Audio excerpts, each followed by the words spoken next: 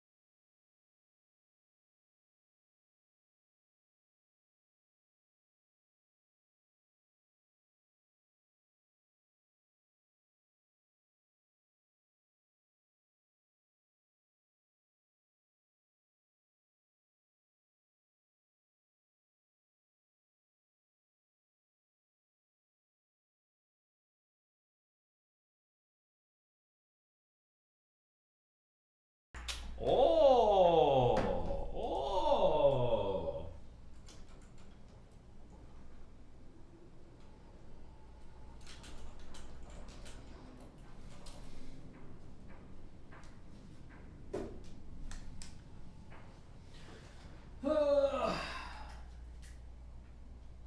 Guys.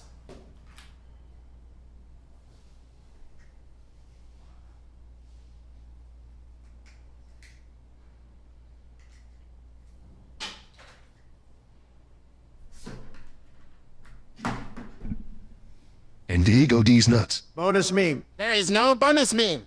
Bonus meme. Pepe wins. Do you guys think the front of your case will charge, like your computer case charges USB at the full like 60 watts or whatever? Or do you think it doesn't?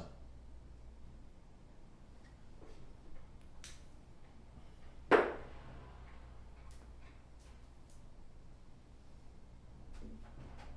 doesn't?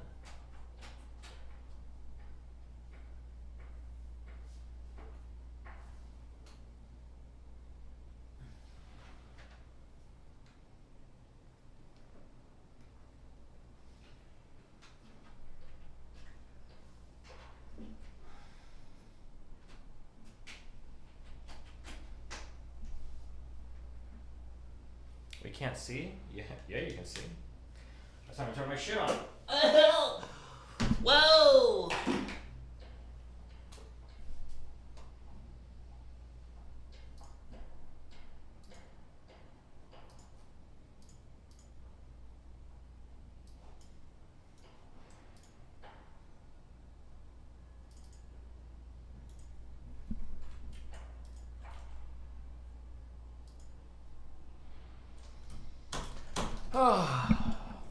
So, people complain about the...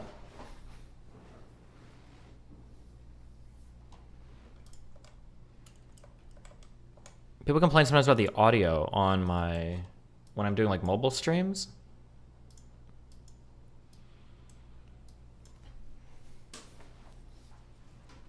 So I got a new set of mics where you can attach this to your phone and have like mic clip-ons on people's shirts. But I already know that it's fucking California. So I feel like there's no way an IRL stream is gonna work. We'll see. We'll see how it goes. My hair has gotten too long. It's starting to bother the fuck out of me. I feel like when my hair gets to a certain length, I feel like I have schizophrenia. Like, do you ever have long hair and then you see something out of the corner of your eye and you're like, what the fuck? But it's just your hair. Not good.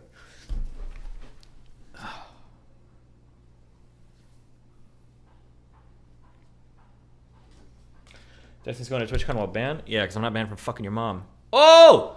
Oh! Oh! Oh! Oh! Oh! Oh! Ooh! Ooh!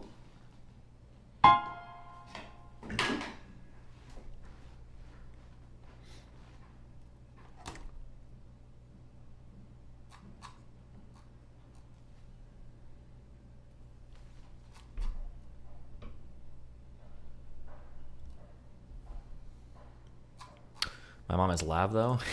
Even better. Woo the fuck yeah. Woo yeah. Woo yeah.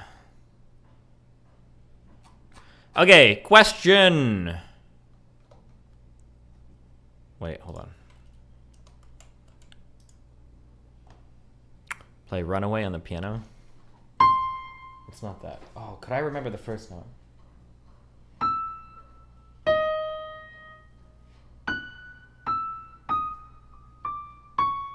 Fuck, I'm not gonna do it. Hold on. Let me think. Hold on. I can remember this. I can do this. Okay, hold on. It's that note, isn't it?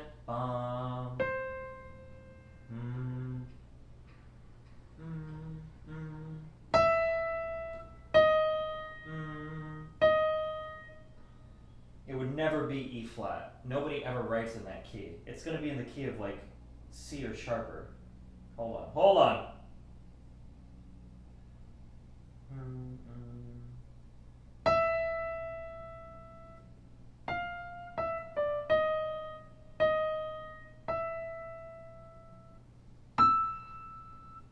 Oh, I'm feeling.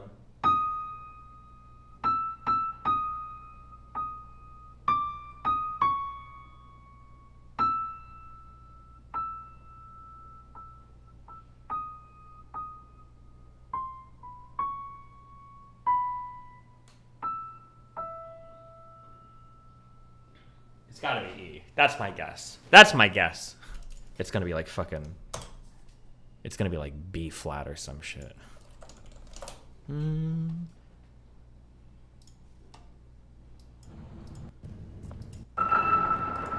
Oh. There we go. Got it! It is! I have perfect pitch. I'm a god.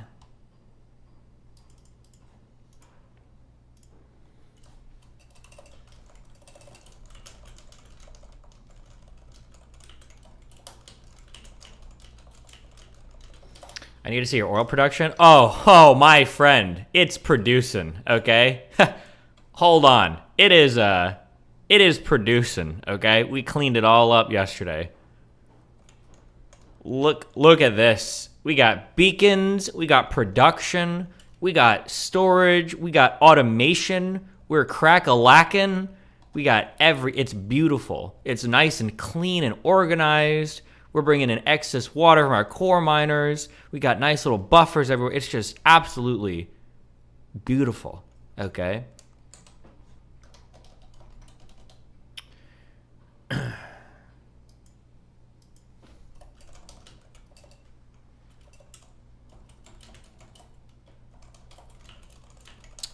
Seven-day ban if you had 900 first try. Bro, are you serious? Are you serious? Reacher, I already destroy the interval training things, okay? Watch this. I'm about to get do all of them. Hold on, I'm gonna do 5 in a row. Right here, ready? All 5, all perfect.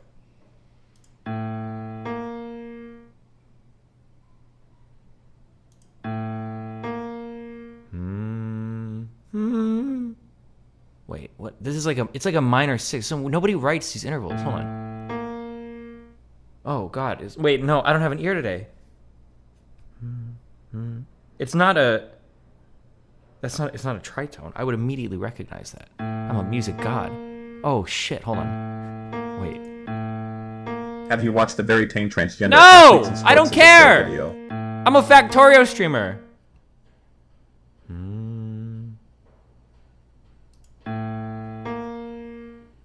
Wait, it sounds like a small interval. Wait, I have no ear at all today.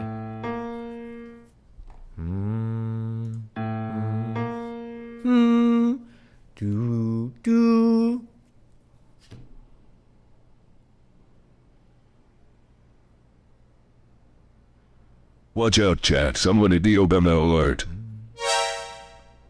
Obama. I don't, dude, I have Obama. no idea. It's not this. It's...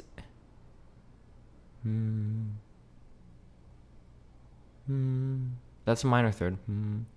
Minor seventh? Oh, wait, these are big jumps. Oh, I didn't even see that. Oh, I thought it was a big one. Oh, okay, hold on. One more time. I didn't even see the ninths were up there. Oh, it was fucking... Okay, hold on. Let's try this one more time, real quick. Sorry. Okay, I didn't know we were going that far, okay? I didn't know we were going that far. Okay, hold on.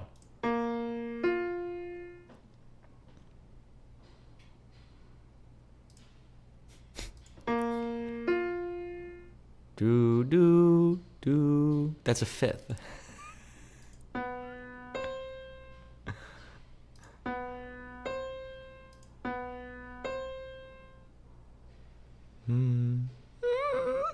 This is so far. Are these like minor nines?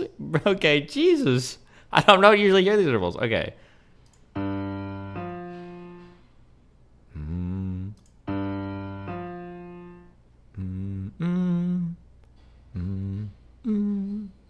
Is it a four? Oh, I just don't have an ear today. I don't have an ear today. I don't have it, dude. I don't know what I'm even clicking. It's a... I don't know. I'm done. I don't care. I don't care. Let's just get a 900 and be done. Okay?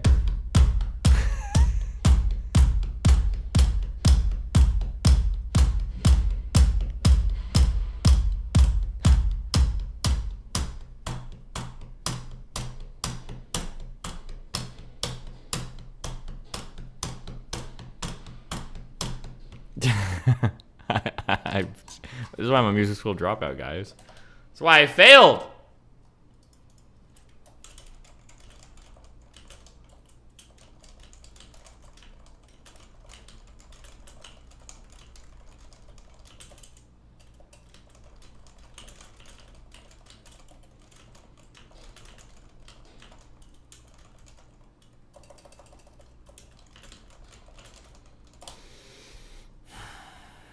Did you ever have Islamic friends growing up? Not at all, actually. No.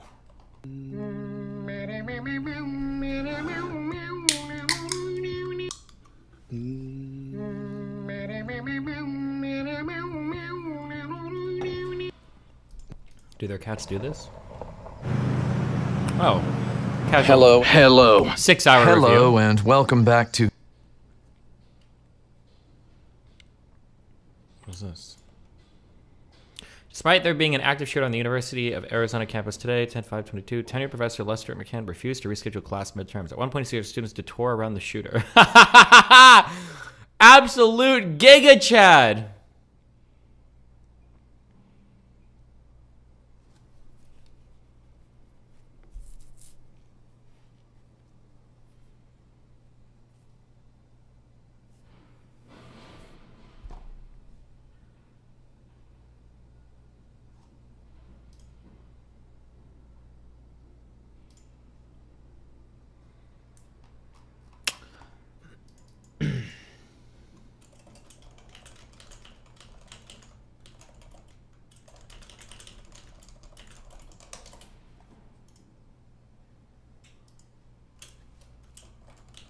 One of the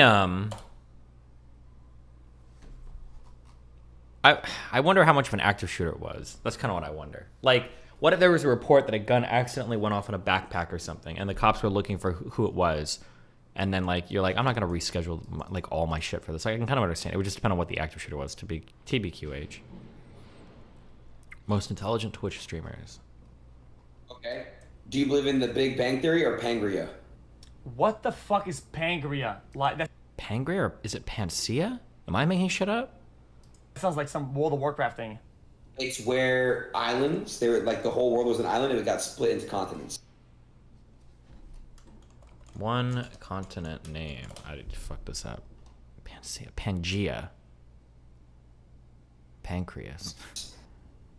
The whole world or our planet? These two things are not mutually exclusive, obviously, right? Our planet. The world is the planet. Well, one theory doesn't affect the other. they're both part No, of the I know. same thing. No, I know. But what I'm saying is, you know how like there's continents. There's Yes, they got North America. they got broken apart. Yes. They got broken apart. So that's what that is. So I'm saying, which one do you believe in? No, I believe in the Big Bang makes all the plants and shit, and the plant is in a certain state or shape, or not shape, but has certain it's made a certain way, and then meteor happens and it splits up, right? What And then we the have continents. fuck? That's kind of how it happens. So they're both the same theory, right? True. Okay. One doesn't Yeah. affect the other. It's like saying. Okay.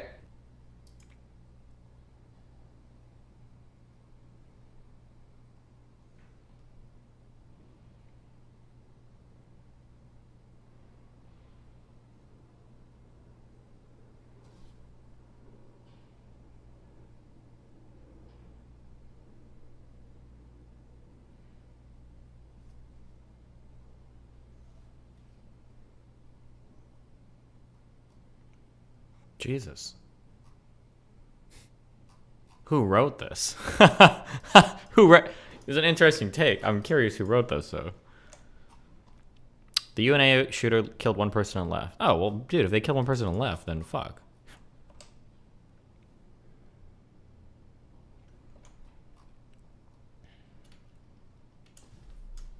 Music at a normie bar today. It's too abrasive to play. Do this hairstyle again.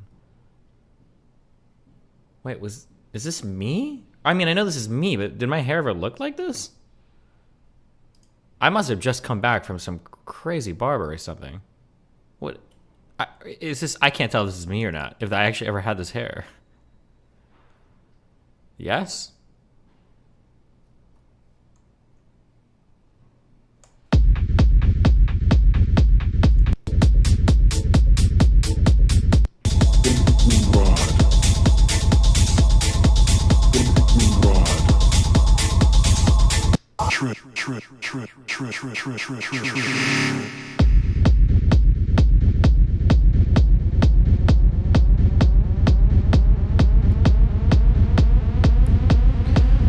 Yo, real talk. I'm kind of confused. I realized something when I was writing my manifesto.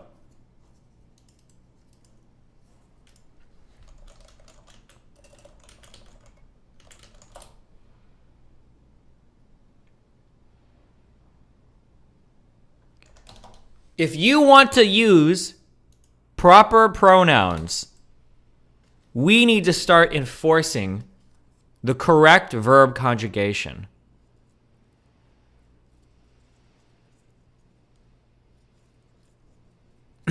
If we want to use they, them, I think if they, them is referring to one person, you should have to conjugate your verbs correctly. It should be they runs to the store. It shouldn't be they run to the store. It should be they runs. Because he runs and she runs. They run implies that they refers to more than one person. It should be they runs. I noticed this when after I did the David section for Nier, I had to rewrite a lot because I was using he instead of they. And I was like, fuck, I gotta change all my verbs too. And then when I'm changing the verbs, I'm like, well, if I'm changing the verbs, it kind of implies that they, them is not a pronoun for an individual. Kind of implies that they, them is referring to multiple people.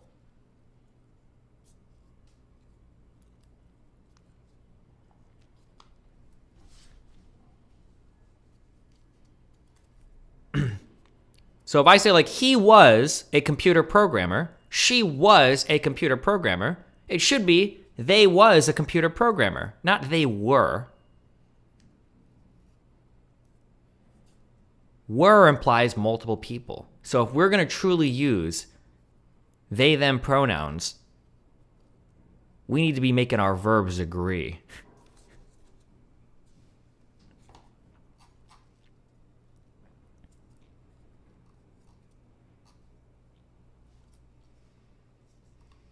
Oh, daily V check.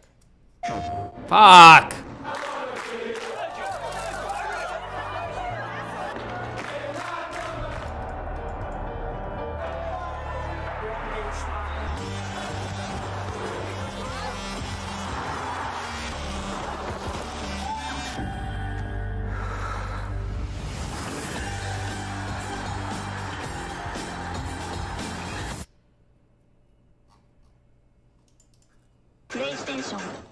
I'm in my 30s. Oh my god! I am old enough to be a cougar.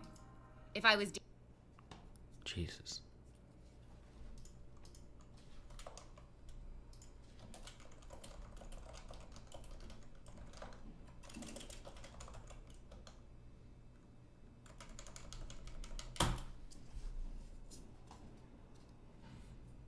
A real threat to American democracy. Bro, I don't care.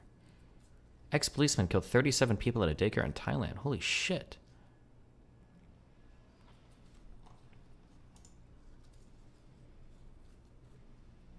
Go up, dear Lord. Dear Lord, that's not for freaking real. Obviously, it's not for real, Mom. Hey guys, here I am with the new game Overwatch 2. We finally have access to the full game, except for the only exciting part. So I'm going to be doing a quick rundown on the good, the bad, and everything in between. Let's start with the good.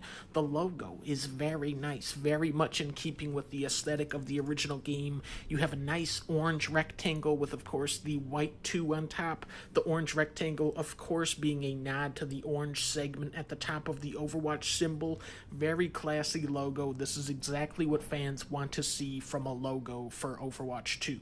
As for the bad, well, I mean, what can be said? I think this new game is going to upset the die-hard Overwatch fans out there the most. There is no Winston, no new modes, none of the old modes return, no maps, no shooting or traditional gameplay to be seen. In fact, the game is no longer an FPS at all, but more of a battle royale, where the objective of the game is to be the player who keeps Overwatch on the longest. When you first enter a match, there are 30,000 other players in there with you.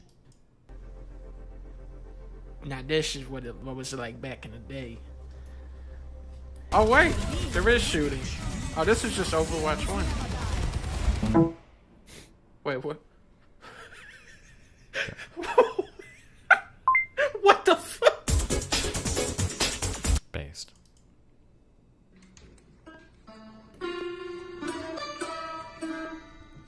What do you mean this guy's fucking suck? He's trying his hardest.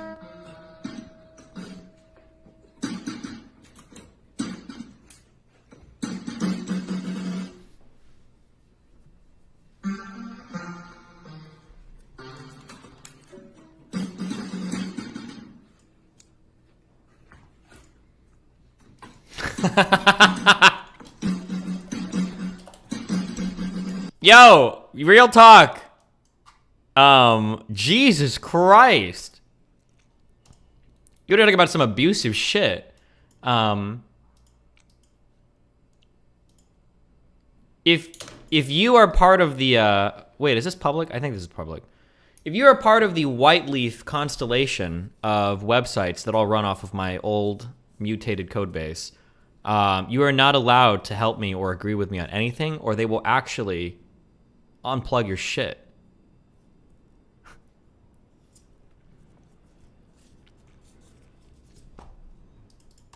White Nervosa killed Rose Wrist's website because he helped me edit the document.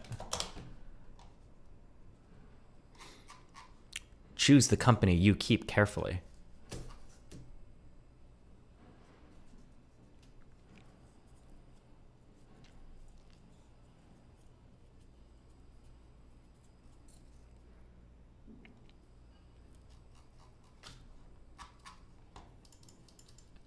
But she, yeah, she actually killed his site, and I think, what was his website before? Does anybody know?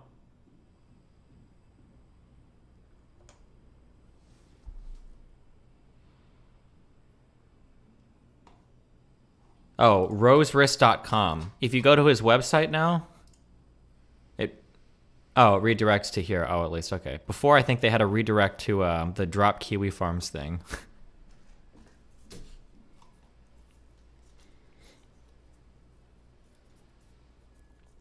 Explain that Rosewrist didn't even do research into Keffelsbob posting, by the way. He just edited the tone, grammar, checked to see if a claim was substantiated. Yep, true. He wasn't involved in any of the original research at all.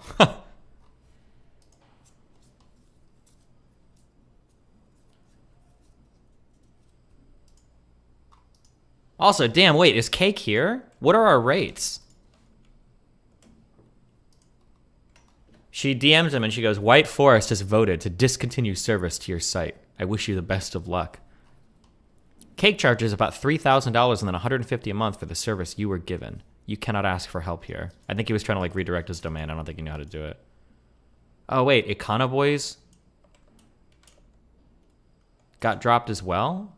Hold on. Did it get dropped or did he just choose to stop using that like months ago?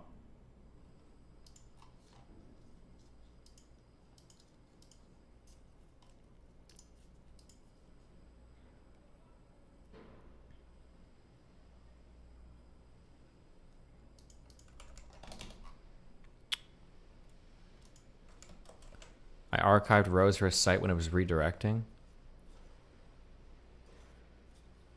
Oh, yeah. How gross. They set it up so that it did a redirect to the drop Kiwi Farms.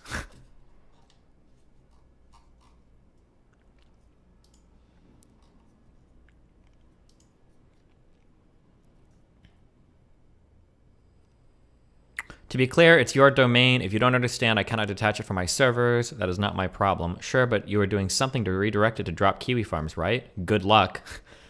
Thanks for all your help over the past 2 years. I appreciate it. Good luck to you, too. Your words ring hollow, but I hope you grow to understand my position. Bro, are you fucking insane? These people are... They're internet terrorists! They actually are!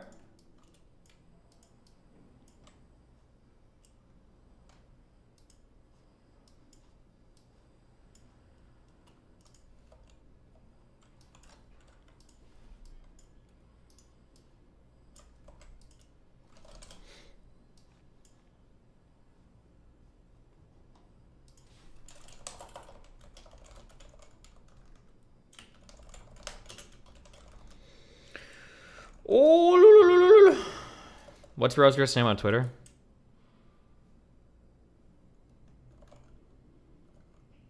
Oh, I got it.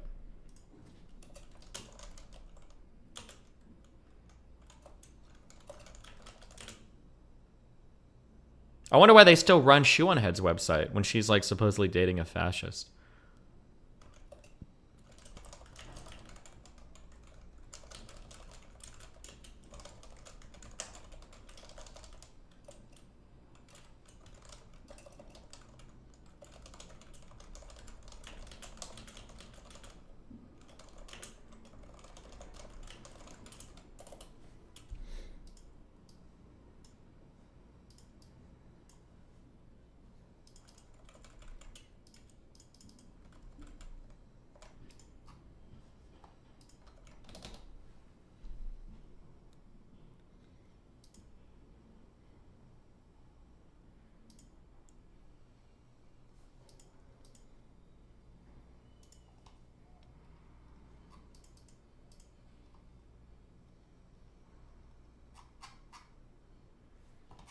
Jesus.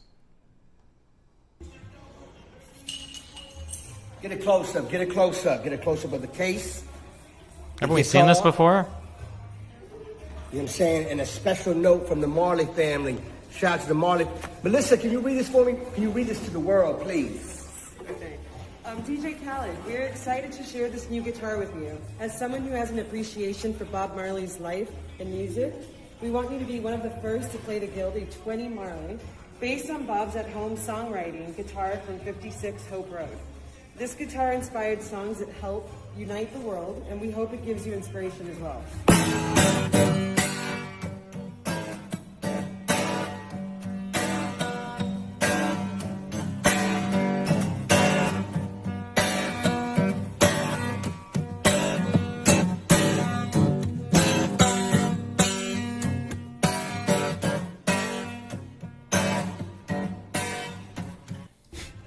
This reminds me of when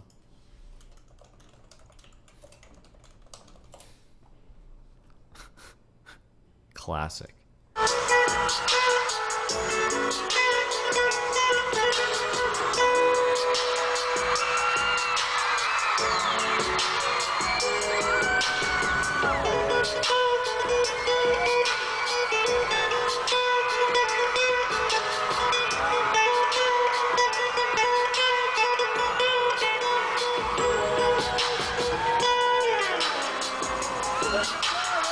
Kill yourself.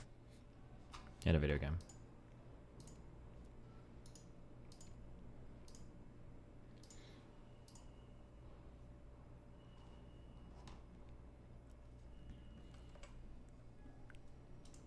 Macaroni salad.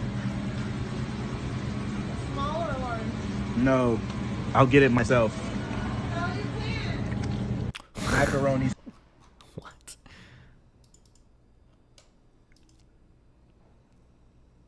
Jesus.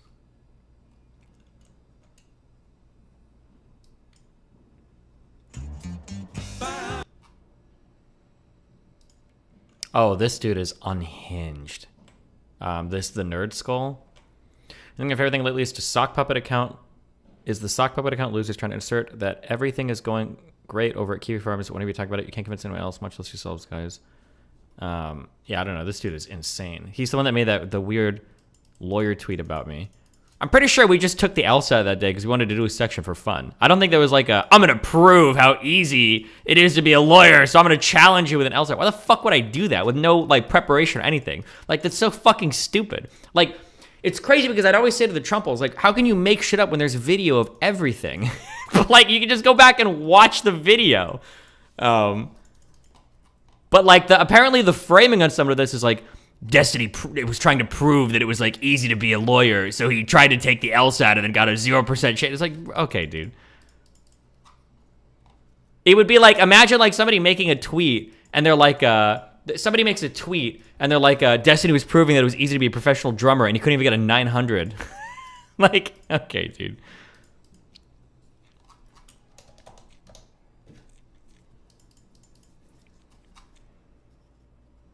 Not a single person verifies anything they read on Twitter. Yeah, well. Oh my god. Michael, what's up? What's up? Get it? Yeah, get it, Waka. What? She loves me. Oof. Yikes. Yikes. Yikes. Yikes. Yikes.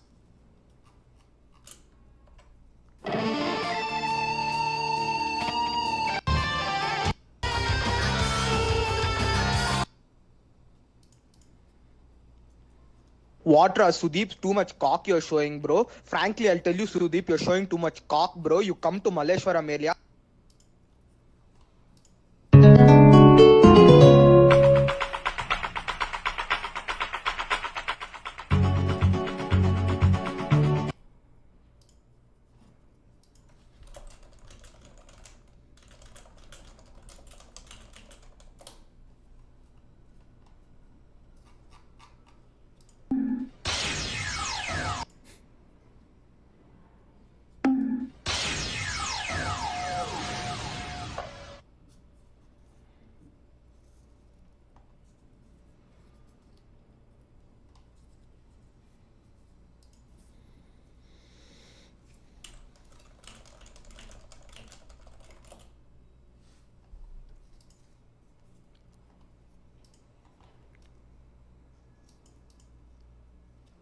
How do you say this word?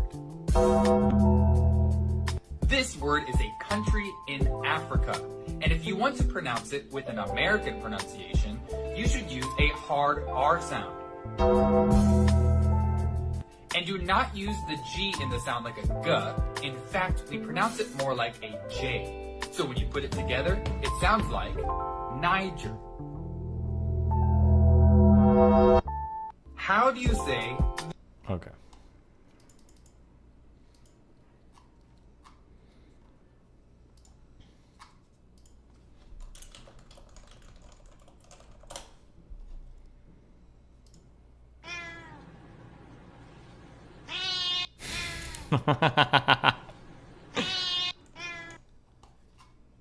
Did you see that the $15.99 NVIDIA cards can literally break themselves if you plug and unplug them 30 times?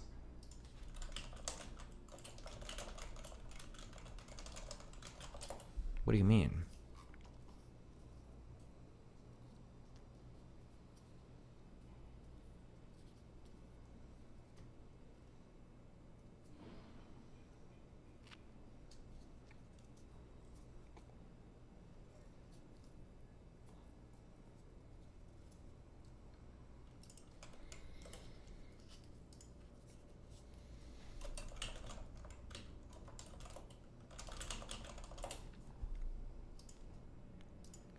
That's not what happens. The cables have a lifetime of about 30 inserts. Does it matter? How often are you going to be plugging and unplugging your graphics card?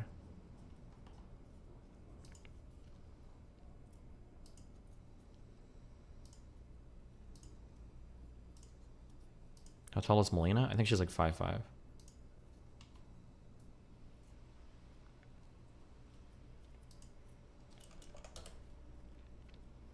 A lot if you are testing hardware? What do you mean a lot if you are testing hardware? What does that mean? Can you explain that to me?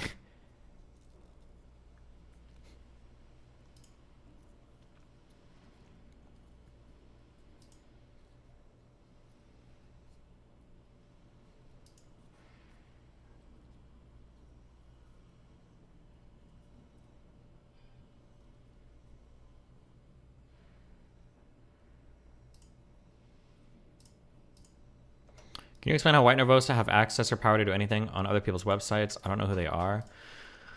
Yeah, let me turn on my AC and I'll explain real quick.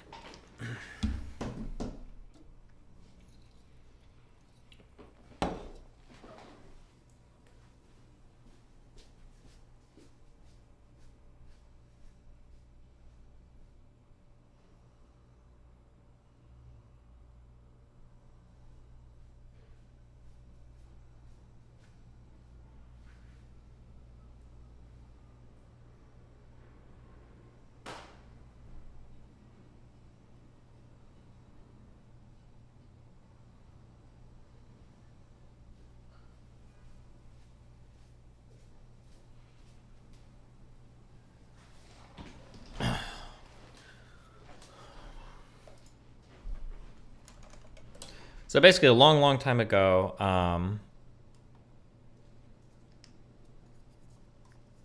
wait, RTBA, there's nothing I can do, you fucking retard. You have been unhinged lately, okay? I don't know what the bear has been doing in his free time in terms of drugs or whatever, but you are unhinged. A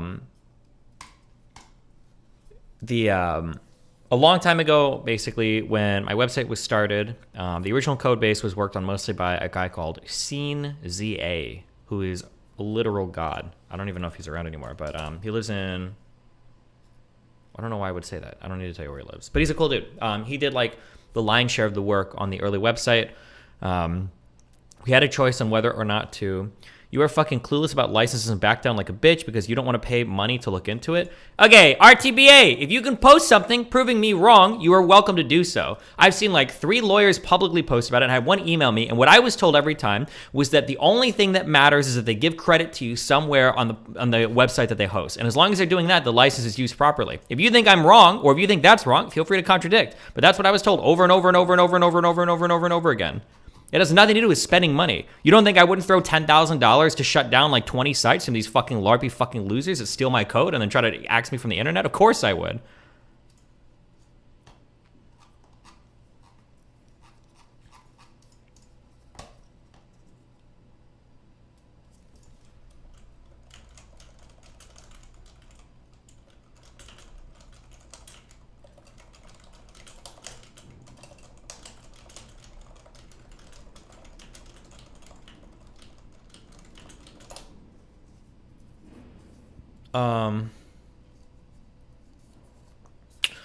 At Destiny, yo, in your most recent vid, do you say anything besides men are bad? How far into the video do I have to watch before you drop bias?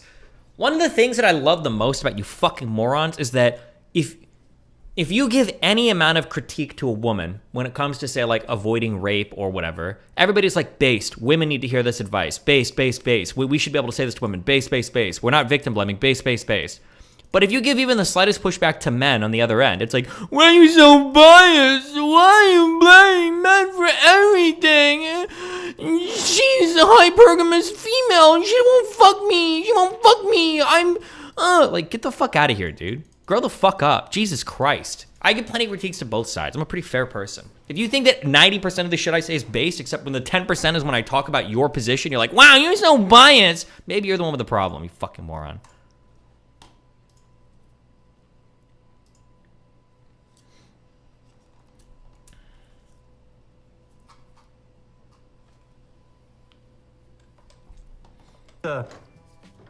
Jesus fucking Christ. I don't know how else to really translate this to you guys. I mean, to give you an idea, this is the other gargantuan Strix card, the 3090. You could do it.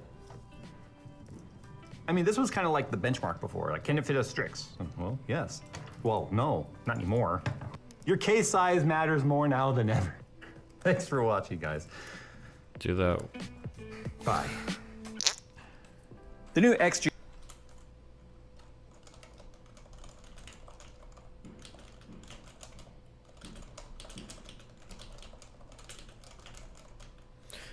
Okay, long time ago, website was made. We had the decision whether to make it closed source or open source. I wanted to make it open source so that people from the community could contribute if they want to, and so other streamers could use it if it ever came to that in the future. Years go on, and eventually White Nervosa forks our code base, meaning that she takes it, copies it, and starts working on her own version so that she could basically provide support for it for a bunch of other streamers. So White Nervosa and then some co-op. I don't know what the fuck company structure they have. Supposedly it's a co-op. It's probably like 8 losers and like 2 people that actually do all the work would be my guess. But they basically have a thing where they go around and they set up web services for people, and then basically you can have a website like mine, except you are except it's like serviced by White Nervosa and friends, or White Leafed or whatever. So basically every lefty on the internet is using a I don't know why you're linking me this whole website. Do you want me to just read here? Okay, you're right. Read this. Here you go. Never mind. Okay, we're done talking about this. Go read this. Everybody wants me to just link that. There you go. Go read this. There you go.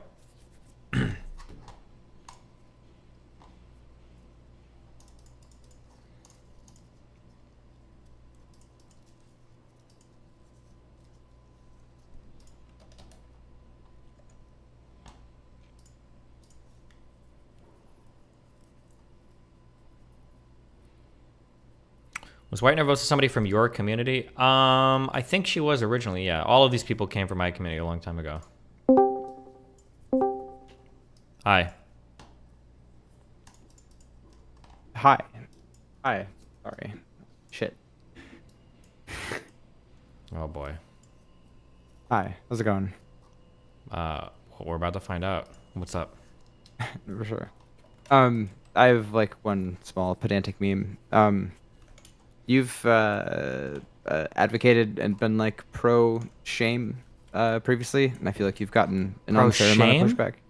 Yeah, yeah, like you've like, yeah, like advocated that like shame isn't an inherently bad thing. It's not inherently bad. I guess it depends on the context. But what do you mean? Yeah, I feel like you use shame to refer to like the process of like moral self-reflection. Like in terms of like, you know, like not being naked outside or like fucking in front of kids or like. Yeah, there's probably some level of like moral shame that keeps like civilization on the. Yeah.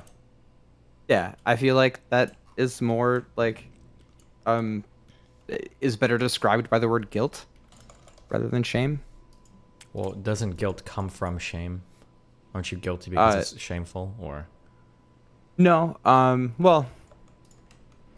Maybe, I don't know. I feel like shame is more like your actual self, like not like matching up to your ideal self, but like guilt is like a more like specific thing under that umbrella of like yeah, like I did something that like is like morally wrong versus like not meeting expectations you set for yourself. I don't know if it was just if we were only worried about expectations people set for themselves. It seems like we wouldn't need shame at all. I think it kind of has to be socially enforced. It's got to be external, no? I mean, no, I would disagree. Like, I don't know. Like, I have higher standards than most of the people who set standards for me, I guess. Yeah, but would you be the exception or would you be the norm? I don't know. That's hard to say. Well, it's kind of important, right? Because that kind of... Yeah, I mean, I guess like in the literature, like there's a distinction between like shame is, or yeah, I don't know. I guess like do you have any evidence to like back up like your claim? Social norms have kind of been a part of like human civilization for literally all of human civilization, and it seems like people kind of need some type of guidance like socially in terms of how to act, and if they don't have that guidance, or if they're able to get away with things with no consequences, it seems like it kind of fucks everything up. Or I guess instance, like when we what's your go to- distinction between shame and guilt? I don't know if I would draw. It's like a semantic one. I guess we could like. Yeah, I draw mean it like one they're if we two want, different but- words that like I mean I'd like to, like, if you're willing.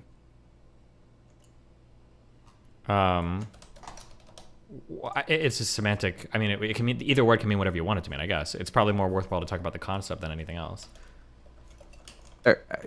I mean, do you not think there's any useful distinction between shame and guilt? No, they're semantic. Those words, both those words, could mean anything. Well, sure, but if I wanted them to mean different things. Well, yeah, that's what I'm saying. do That's you what I'm saying. We think should that's just a talk about distinction like without a we should difference? just talk about like the concepts. Yeah, what do you want to mean by both those words? Then we could talk about those things if that's what you want. Well, like I guess like I don't know, like I would assign shame to be more like, you know, just like I don't feel like pretty enough, or I don't feel like tall enough, or like I don't know, just kind of like characteristics that you're born into, like, versus guilt is like refers to like actions you have agency over. Sure, if you want to use it that way, you can. But I would argue that that's not. I don't think that colloquially that's how shame is ever used. I think shame almost always refers to things that you are ashamed of, and it seems to be pretty uncommon. I could be wrong, but just on a personal feeling, I feel like if I was reading something or watching something, it would feel strange to me for somebody's like, I'm ashamed of my height. Like, maybe, but like something like I'm ashamed of my past, or I'm ashamed of how I acted, is usually how I hear that. But I could be wrong. That's just how I feel like I generally hear the word shame used.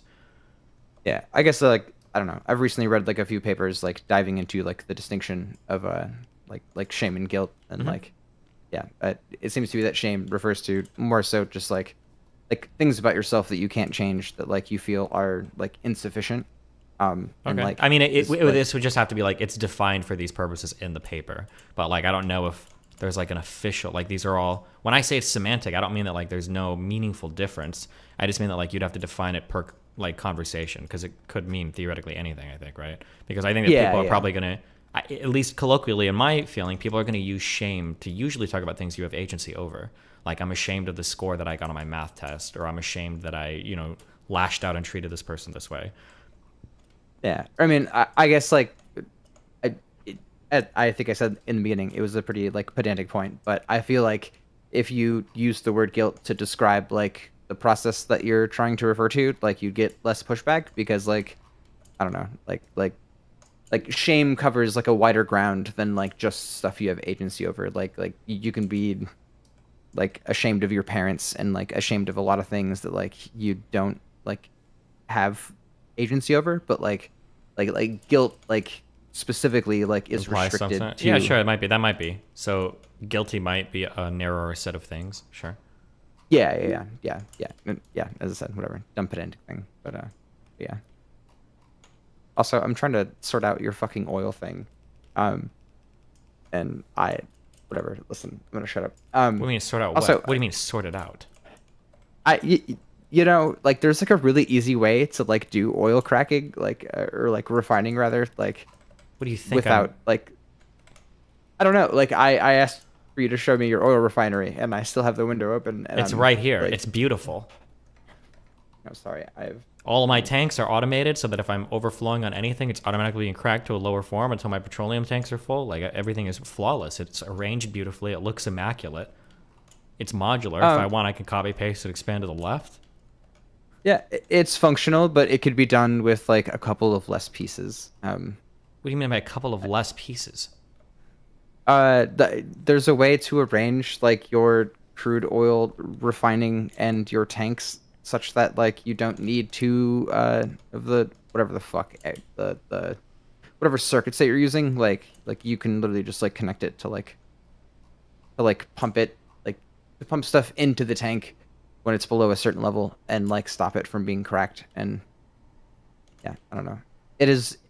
It's beautiful. It's gorgeous. It's working. Beautiful. It is gorgeous. Yeah, I could do it the other way, but I like to do it this way. I don't think it's superior to do it the other way. You're saying what? Put a pump outside the tank and just have these like basically with a full buffer on the right and just pump it in when it needs more? I could do that. But why? When this situation works as well. Because it works with like less parts, and is like a little bit cleaner and like, hey, listen, man, you can. It's your life. You can do whatever you want.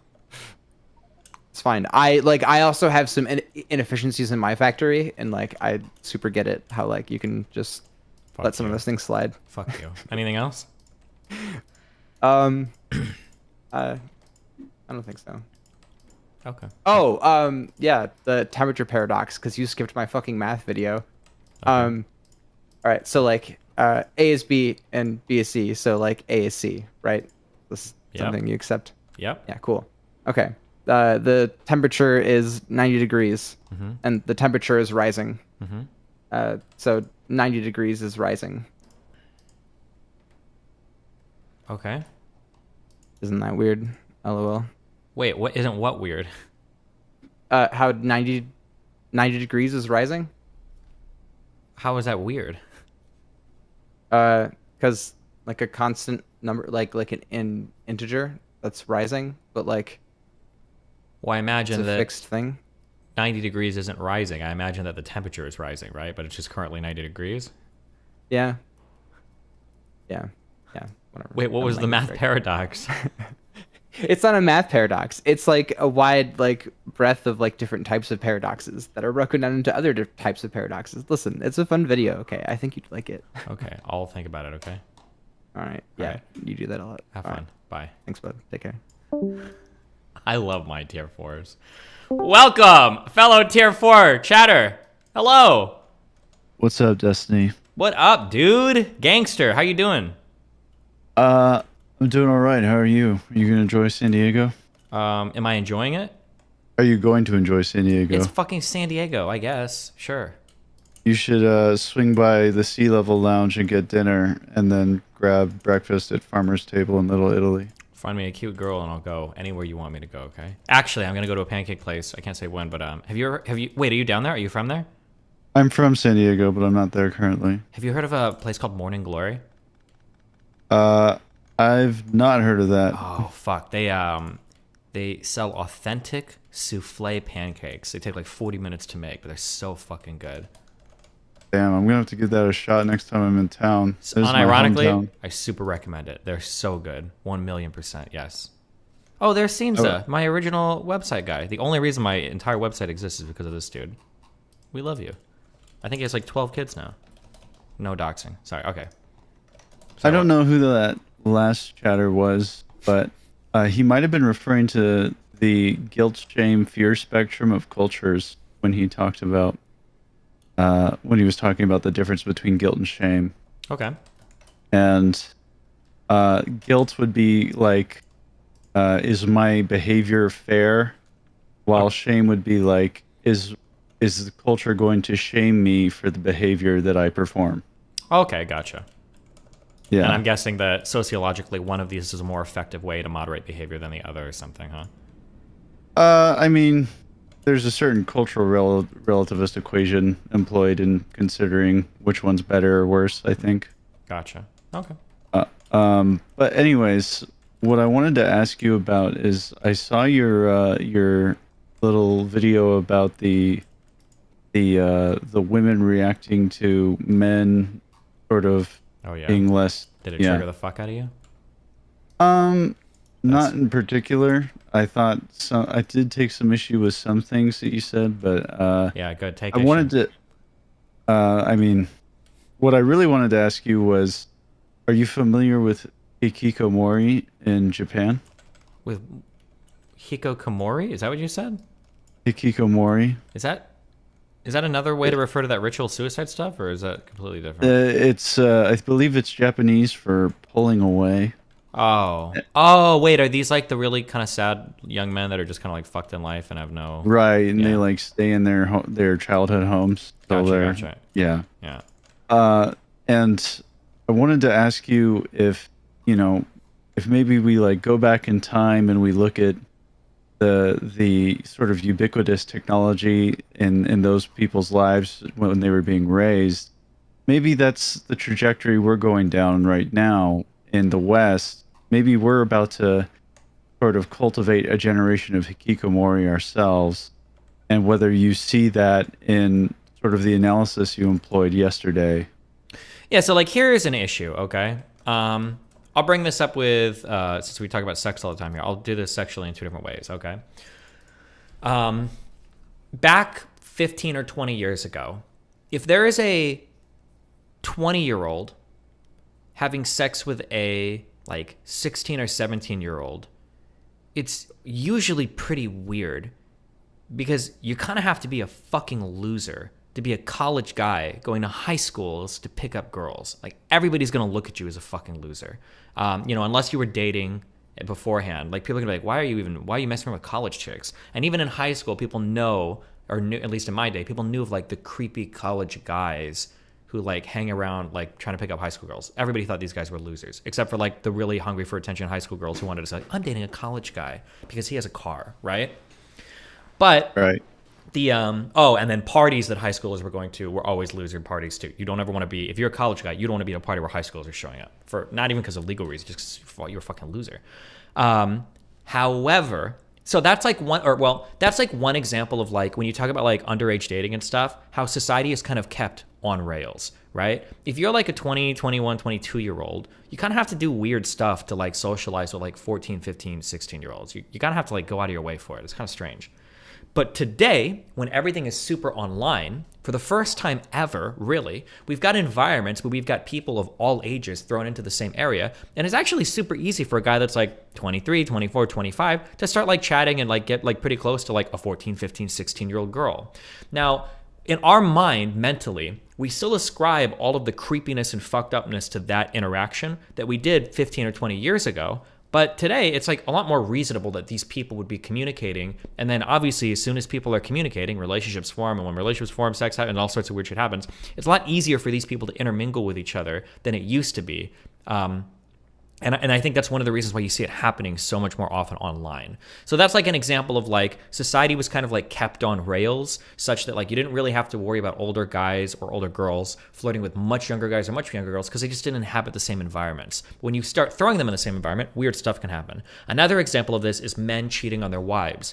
Typically, if you're a guy and you cheat on your wife, it's usually like a pretty shitty thing to do. You got to go really far out of your way to like flirt with a girl or spend a lot of time with her at work and then try to fuck her. And like, there's a lot of effort you have to put in there as a guy to generally cheat on your woman. But what happens when any guy becomes a celebrity? Almost all of them end up cheating. Dr. Disrespect, other people, like anytime you become a celebrity as a guy, well, now cheating isn't a matter of like, I've got to invest all this time and energy in another girl to fuck them. Now I just literally have people throwing themselves at me. And holy shit, that's a whole other world to like deal with, you know? So that's another example of like society's kind of like kept on rails.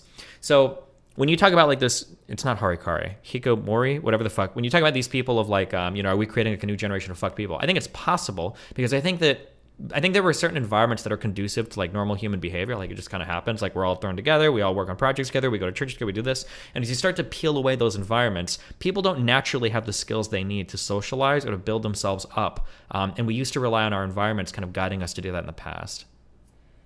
Right. And so a lot of what you're getting into is like the cost of engagement is much lower.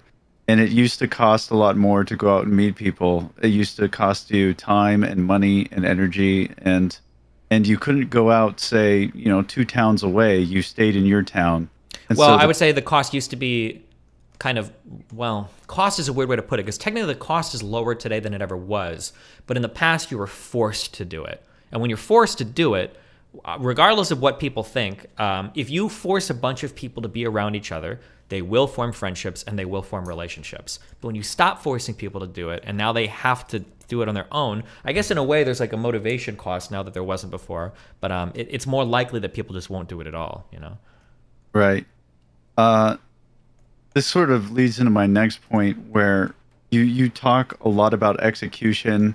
You talk a lot about how to appropriately conduct yourself in a texting conversation, and you also talk about the balance that you ride between negging appropriately and being a compassionate and empathetic listener. Yeah. All these things, all this stuff is like really good analysis, and you're a really smart guy and you got a good handle on it.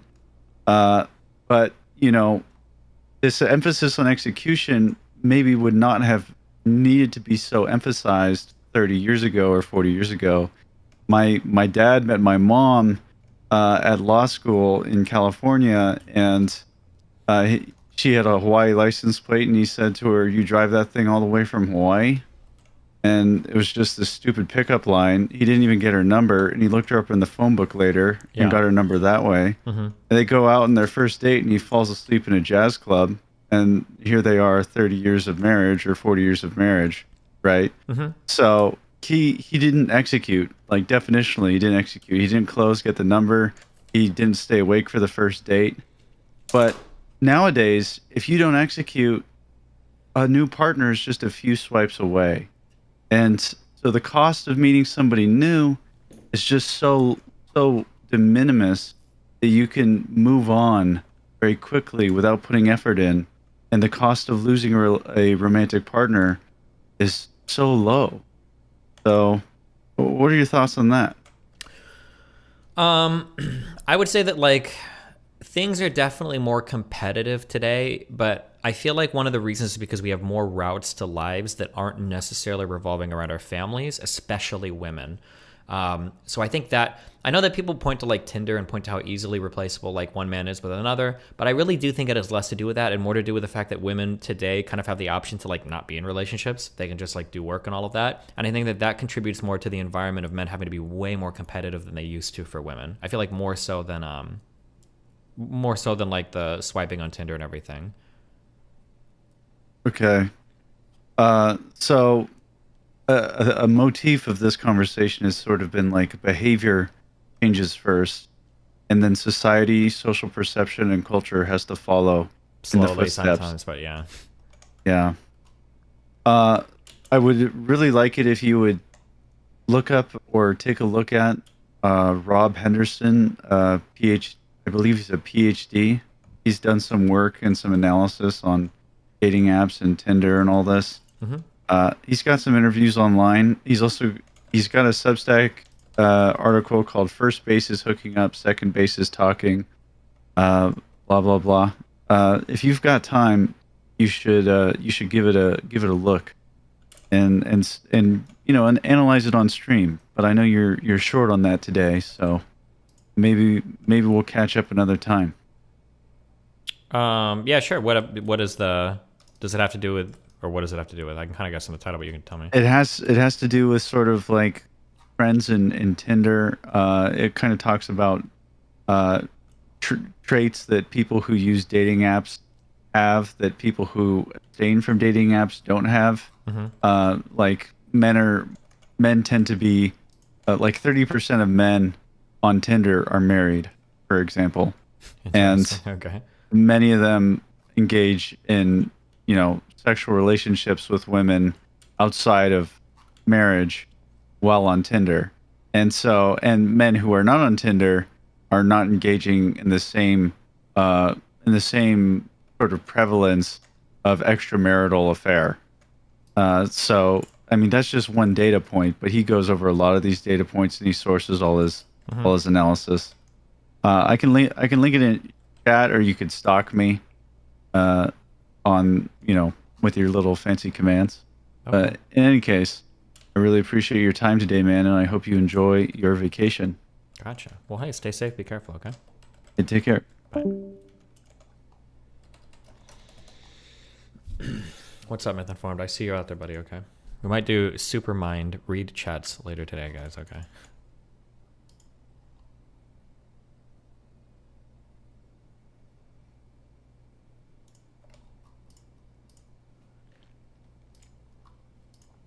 Pixel 7 Pro.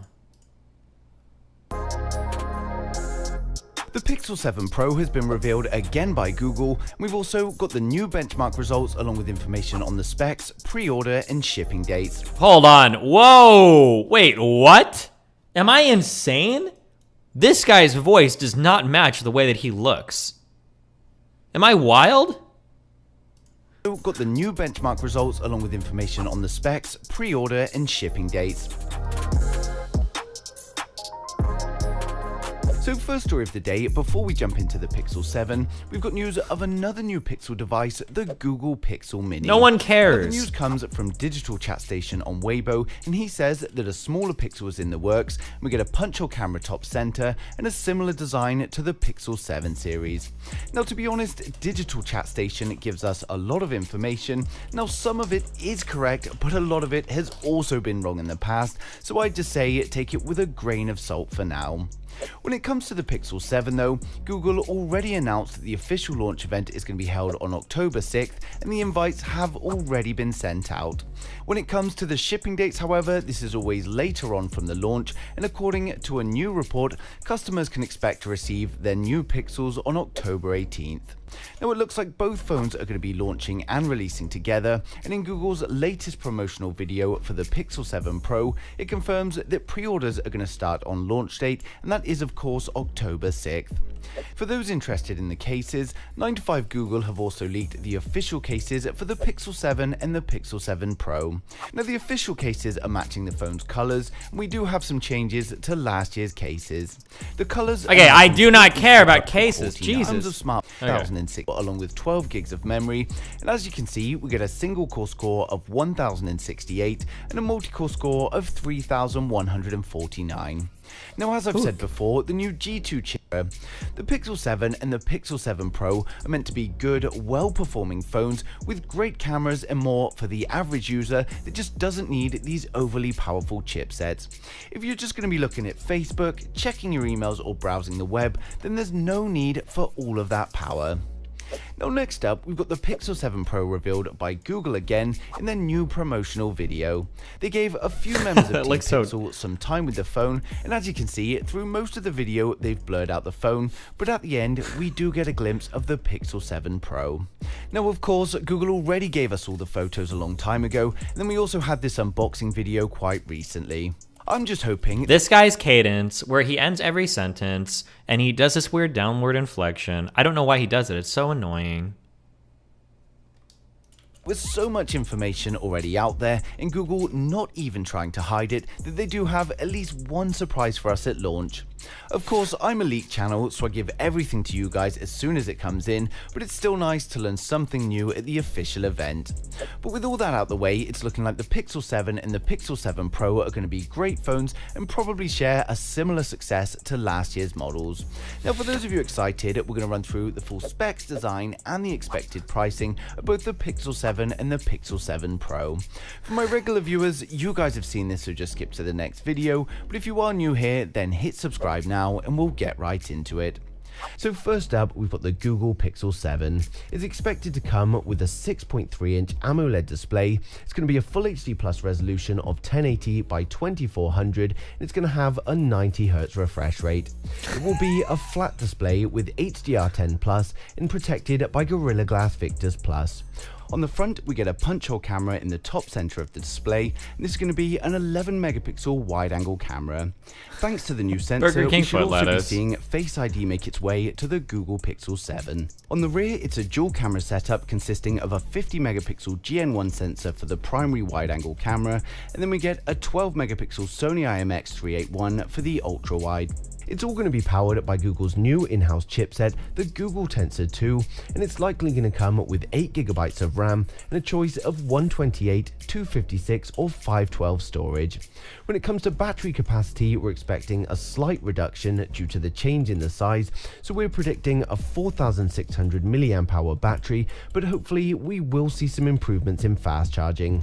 It's going to be coming with Wi-Fi 6E, Bluetooth 5 and ultra-wideband support, and the phone is of course going to ship with the new Android 13. Now, no pricing information has been leaked yet, but it's expected that it won't be changing, meaning that the Pixel 7 is going to start from around $600. Next up, we've got the Pixel 7 Pro. With the Pixel 7 Pro, we get a 6.7-inch curved AMOLED display. It's a 120Hz display with HDR10 Plus and a Quad HD Plus resolution of 1440 by 3120. The front display is going to be protected by Gorilla Glass Victus Plus.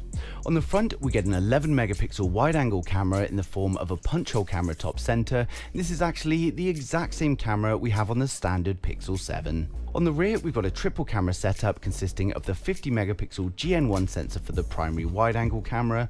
We get the 12 megapixel Sony IMX381 for the ultra wide, and then finally we get a 48 megapixel GM1 sensor for the telephoto camera. Its predecessor came with 4x optical zoom, and we're hoping to see a bump to 5x zoom on the Pixel 7 Pro.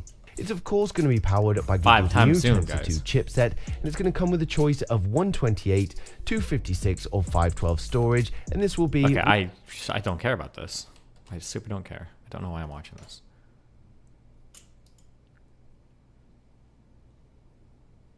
Fuck, okay. August wants me to talk more about the code base. Okay, hold on. I think I'm doing this for a YouTube video. Ludwig keeps bullying us. I already watched the Haas go to the mega communism shit, okay? Chill. The stratus to brigade them. Oh, I'm actually so down. I'm down. Get me banned off of it. Banned off of what? Let me just make my mogul mails. Mass downvote every post I'm in. Why DGG can do it? Why can't I do a little bit of brigading every now and again? But what sucks is the moment I start brigading, the moderators wake up from their slumber. Giant hate threads that are totally unrelated to the content of the clip, I sleep. One thing I will say, I think I am the only large streamer. I'm pretty sure I am the only large streamer that doesn't like run to fucking LSF mods begging them to delete and unlist fucking clips. Dude, if you guys knew how much behind the scenes every big streamer is spamming them constantly, remove this isn't fair, remove this, no context, but it's actually fucking insane. It is unbelievable how much other streamers like run to LSF mods to try to like get certain shit removed from the sub. I'm pretty sure I'm the only, oh well, I shouldn't say that actually. Of the main LSF streamers, I'm pretty sure I'm like the only one that doesn't, Force and like probably doesn't give a fuck, to be fair, right? Or there's probably some people that don't, but. The context is Ludwig was seething in the trenches. Oh, really?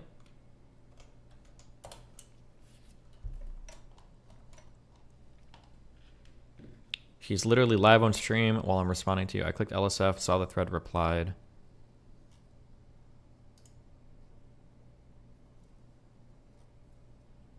Oh, it was like 7 posts. This thread is psychopathic. Cutie and Maya talking on your daily basis on anything. Cutie is putting up with me, who invited X over. Cutie getting 0 from Alex. Does 0 content with him. It's me who is helping rebuild bridges for XQC, who went nuclear on Maya. So, you know, he's the one who's a big part in creating this mess for no good reason whatsoever, yet he's the one you decide to reach out to help in public. Where's the logic in that other than I have money invested in him? Oof.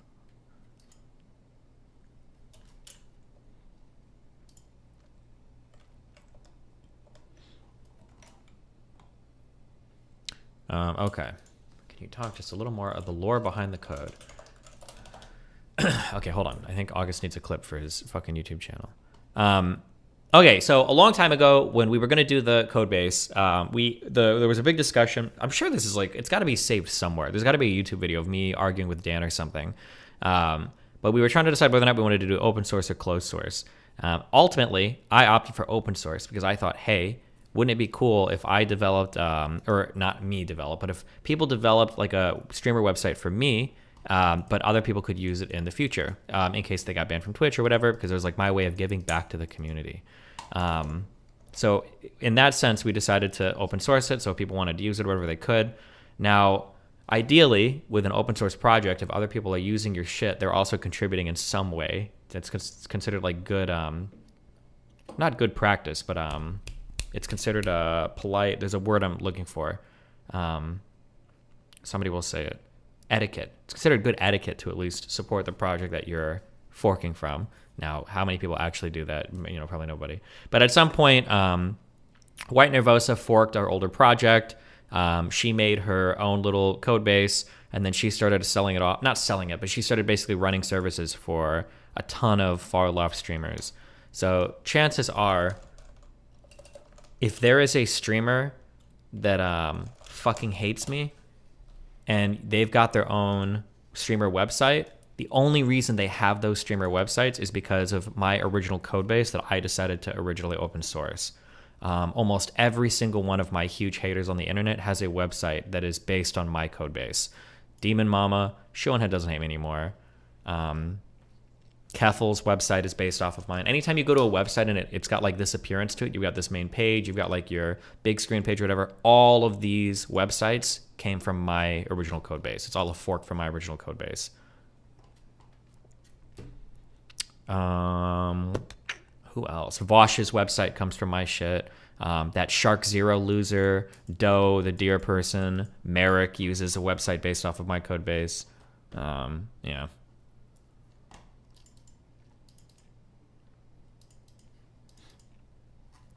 Go scroll down to see everyone who has a site. Oh, here. Oh, the Surfs TV uses a fork from my code base. Conyer was the one who originally spread that clip. They got like 500,000 views on Twitter of the BLM stuff about me. Xelia, whoever the fuck this person is, I fight with them all the time. Xander Hall, Shark Zero, Demon Mama. Yeah. Oh, Annie, the person who is like fighting me at every step of the way on Twitter, trying to accuse my people of brigading, trying to get me banned from everything. The same person who's trying to vandalize my Wikipedia article, who was fighting in the comment section of that. Queen Marcy, I think they hate me, but I don't remember. But yeah.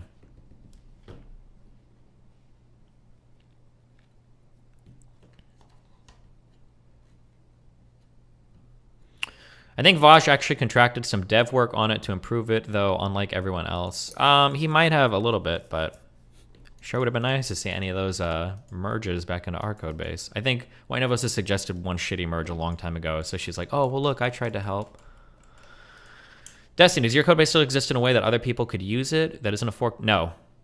No. My shit is closed now. Fuck that shit, and fuck the world. We're working on a separate site for Mr. Girl right now that's based on my code base, and I might start offering that service more to people in the future, except I'm not going to pull it away from you if you politically disagree with me, like the White Nervosa project did with Rose Wrist. But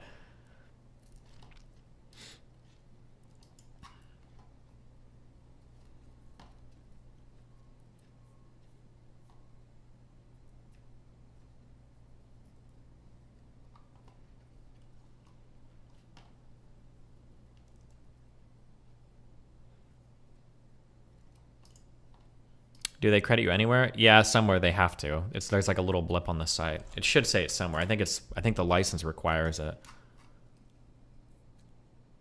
I think. Doesn't it?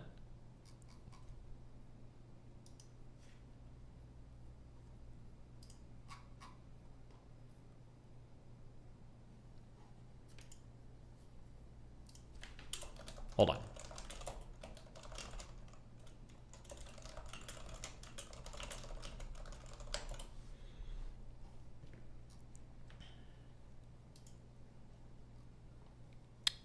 Oh, sorry. I don't even know what I just said.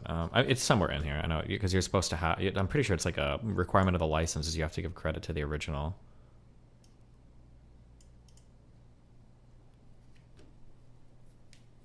Is it a GNU license? Is GNU even a license?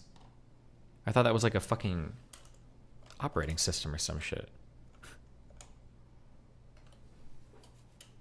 I think it's a GPL something license, but I don't remember.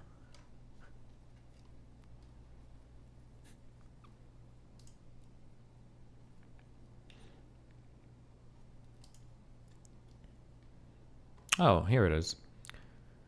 Attributions do not necessarily endorse or are endorsed by Whiteleaf or White Nervosa. Website framework is a derivative work from Destiny GG website. Cute.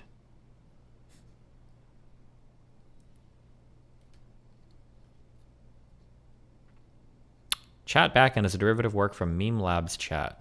Is that our chat, or do they use something different for chat?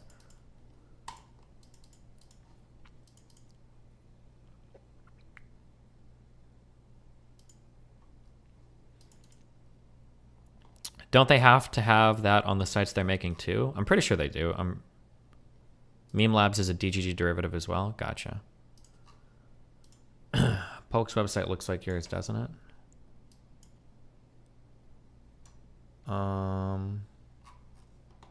I don't think this has anything to do with my original code base. I could be totally wrong though. Overpowered. Is this guy from our community? Wasn't he a good FPS player, or am I thinking of a different Overpowered?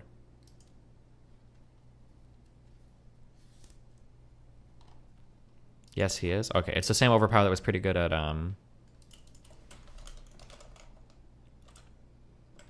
really good at FPS, I think, right? License requires them to maintain public forks of changes, which they don't, which is why whenever this comes up, I have a fucking public meltdown raging at you, cuck. No. Oh, well, if you're a lawyer and you want to send letters or whatever, and you want me to throw money at you to do it, go for it. Well, last thoughts. All right. What about you? Misogyny. Huh? Ain't shit. What's ain't shit? Men. This area. I feel like She's saying we ain't shit. Yeah, I'm saying it's just like y'all are like, oh, like I want to be respected, but you're literally just like slurring like disrespect to all of us. So I'm just a little bit appalled, and I was not expecting this. How are we slurring disrespect when we're stating facts? It's the way it's your demeanor and the tone and your choice of words.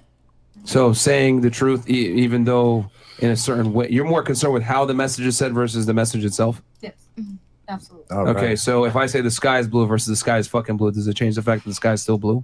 So the sky's definitely fucking blue. Okay, so why does it matter how it's said or tone or any of this other stuff if it's true? Because it's demeaning and it's derogatory and it's belittling. I could live with that. I mean, here. Fuck. I wish. Oh, that's such an easy one. It was like, sure, let's just state facts. I would spend the rest of the podcast just being a race realist. You guys do know that black people do have lower IQ than white people, right? Like, you guys ever feel like you're more predisposed to crime just by, like, do it over and over and over and over again? And it's like, well, are these facts? Maybe, kind of. It's kind of true, right? You are more likely to commit crime based on skin color and fucking sociodemographics and fucking IQ. But, like, just because something is a fact doesn't mean that it can't be presented in a way that's, like, pretty insulting or pretty derogatory. Like, something being true doesn't make it, like, you would look deranged. No, I think it proves the point. That the idea that, like, it's a fact, it's a fact, it's a fact. Like, that means that, like, yeah, there's a lot of things you can say that are facts. But, like imagine if a friend comes in and, like, oh, fuck, like, I feel, like, so irritated. I just lost a game of League of Legends. Didn't you try to commit suicide a month ago? Maybe you shouldn't play. Like, imagine if you brought that up every single time. Like, just because something's a fact doesn't make it not offensive. Like, that's... Here's the thing. We operate on reels and not feels over here.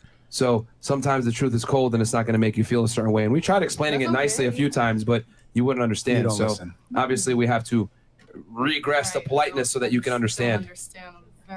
Also, you did try to match the disrespect. When you felt offended, you just flipped it, both of you at the same time. Whenever you victimize yourself now. No, you did. When he was making fun of your body count, you went, your body count's 300, so you do the same tactics on reverse. And when it doesn't work. What it was. I didn't say anything. I said, what's your body count? And I said, mine's not that bad. So and then you said, why can't I make fun of your body count if you're making fun of mine? Why can't I? Exactly. So wait, no, that's not the same thing at all. If somebody's like, what's your body count? And you saying like, oh, well, fuck you, you're a slut. Like, well, what do you mean? What about your body count? It's like, oh, see, you're doing the same thing to me. No, that's not the same thing at all. Wait, what? Disrespect when you do the same tactics. But I didn't say anything until somebody was trying to say something to me. And then you literally you called us all ain't shit earlier too. Just now, yeah. You lead with we ain't shit, and then you get mad at the disrespect. Yeah. That's okay. I mean, it makes no sense. We're just stating facts. You don't like it, and then you say an insult, then we match you on that, and then it's I like. didn't insult anybody. You just said we ain't shit. You just said that. You literally just said that. Literally. That's not like, come on, like men ain't shit. Is that really like a hardcore? Like if I say like women are annoying, would that be the same level? I guess. I don't know. Very end of the show is my final comment, which is crazy. So, end scene. And scene. We're not in a play. Yeah, I'm right here. Yeah, is this like Phantom of the Mask or something? Phantom of the Thought? I don't know, but this is like. I mean, wow. No, she's gonna be disrespectful to a platform. Like we could play that game, you know what I mean? But it's like, yo, we're just being honest. You don't like it, and it is what it is, you know. And here's the thing: you've been lying a bunch on the show. I'm not gonna expose you, but like you've been capping the whole time. Yes, you've been capping, but I will not expose it. Okay. Please, let's expose it. No, I'm not. Nah. It's good. You don't want that. It's not gonna be good. You ain't shit. It's not gonna be good. I know. Ain't shit. Yeah. What ain't shit? Apparently me. So. No, I was making fun of you talking about Myron. I didn't say that to him. Yes, you just did. I said ain't I. I said ain't shit, like in general. What are your final comments? Ain't shit. Like I didn't have anything, so ain't shit. Like I don't have shit. Then you followed up with this area here. Because you wanted me to. No accountability for her Zero own words accountability. from 2 minutes ago. Oh She my just said God. that 2 minutes ago, and now she's trying to take away accountability. They were the guys. They sound really ass mad, right? Am I crazy? They sound super ass mad. Yeah. Well, All I gotta ask is, you really have a boyfriend? Do you? You do? Stop the cat. Okay. All right. Fair enough, man. We'll end the show there. We'll catch you guys Friday. extra bad. All right, you can walk off. Well, you can A little walk off. self-castle before the end. Yeah, she had a little self-castle. Well, I wanted Wait, one. what does We that got mean? one. What is you self? know what? What? Well, get the likes up to fucking. If we get the likes up, I'll tell you the real behind the story on this one. Oh no! Since Well, she wants said to please be- expose it. Since she wants to be a fucking dickhead. Yo, like the video, guys, and they'll tell y'all the There truth. she goes. We have 12K likes. I feel sorry for her boyfriend. I really do. You ain't shit. What are the likes at? 12K right now. Yo, get us to 15 and I'll tell y'all. It's actually fucking hilarious. Yo, Frank Castle's this is person kicks why girls out. Okay. I can't, like, girls come on the show, they be fucking lying, bro. Oh, no, all this other shit. Like, I got a boyfriend, I love him, and love a relationship, all this shit. Bruh. And she's gone. 1000% fucking cap, and I fucking know what the hell is really going on. That's bro. why she left. That's why she left. That's why she fucking left. Yo, we if we hit 15K, I'll tell y'all what the fuck is really going on. 13K, damn, it's going up fast. I mean, great example of no accountability. Yeah, She could've zero. That's why, like, yo, and here's the thing. You know what's funny? This has been plenty of times where girls come on the show, say some bullshit, and then Fresh will see them at the club, or he'll see them out and about, because this dude be outside. And like, what the?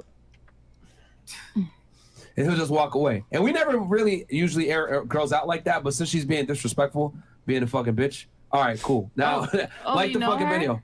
You know her? Yeah. Oh, okay. Yeah, she's I was fucking about to lying. say, okay. That's why I didn't say nothing when she was like, my boyfriend, and I love him, and all this other 14K? shit. 14K, get us to 15. When the cameras turn on, those Damn, lies. first Yeah, time the lies Myron start, the nigga. girl. Lies start. Hey, man, I just know some things. Clout is one big disease, man. Open. They do anything for clout. Yeah, that's a big fact. 14K so far. I don't know this. I'm really interested to hear this. Yeah. Can you like the fucking video? None of I y'all really want know to hear this. this I story. didn't know we notice. knew anyone on here. I didn't know you guys knew I people mean, on here. it's a small place. Well, here's the thing. man. I don't expose girls that come on the show unless they do some fuck shit like that. And she said, please. Yeah, like, you know what I'm saying? Like, I'm never gonna do that shit. But since she did that stupid shit, all right, cool. What are we at? Are we at 15? 14 so far. Just start. Nah, man, I ain't doing it until we hit 15. God damn it! You guys gotta fuck it. There's 19,000 of y'all in here. All right, we hit it. Oh wow, was that Yeah, fast? I'm ready. Yeah, I'm All ready. right, cool. So Wait, pause. what? Pause. What? I'm just trying to get her some grace. I didn't know you knew her. Okay. Yeah. No, like, here's the thing. I don't know her personally, but I know who she is. So, long story short, guys, she wants a member of the team. I won't say who. Okay. That you may or may not know. And she was making passes at this individual and wants him, even though she has. And I didn't even know she had a boyfriend. I told a certain individual to tell her to contact my buddy that she wants to get with. And all I'm going to say is he's a Chad. Y'all may or may not know him. But yeah, dude, fucking 1000% cap. There was no talk about her having a boyfriend or any of that fucking bullshit when she was trying to hit on my guy. Wow. So, bro, these girls be coming on fucking lying, man. This shit is wild. Like I Bacon, said, bitch. and the funny part is, yo, real talk, this happens a lot, guys, where girls come on the show, they say one thing, but Fresh sees another, and he don't say. Somebody in chat is saying she posted on IG after asking to post the chat logs, but they won't. It's a straight up lie. Pretty Pony, do you have a link to that story? Nothing. But since this girl want to be fucking disrespectful, hey, that's what it is, man. Has a boyfriend my fucking ass. She literally wants to go and fuck one of my buddies. And some of y'all in the chat already putting the name in, so y'all already know what time it is. Yeah, I already know. Verified facts, my friends. Cowboy. These hoes ain't loyal. White boy music. Hey, hope y'all niggas enjoyed this video, man. I'll catch you guys on fucking Friday. Peace. Is it Destiny? Not me. Wait, post that. If you're going to make that claim, post it. I'm curious. Let's see it.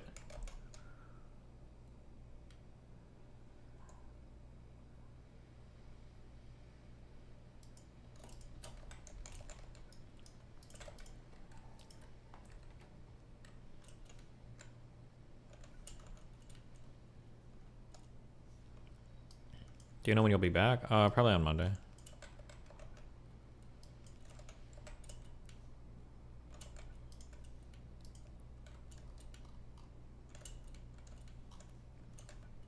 Why pause outro? It didn't, it just ended.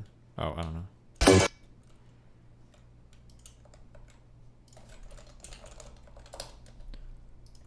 It's in her story on IG. Wait, let's check over here.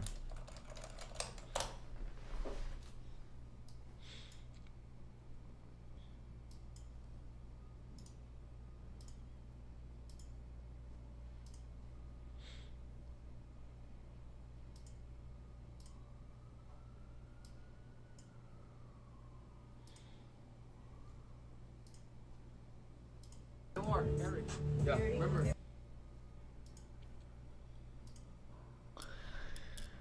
Her story was, I have literally never spoken to Jay Waller 7 in my life, so there's that.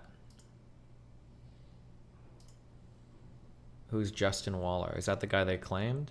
Oh, gotcha.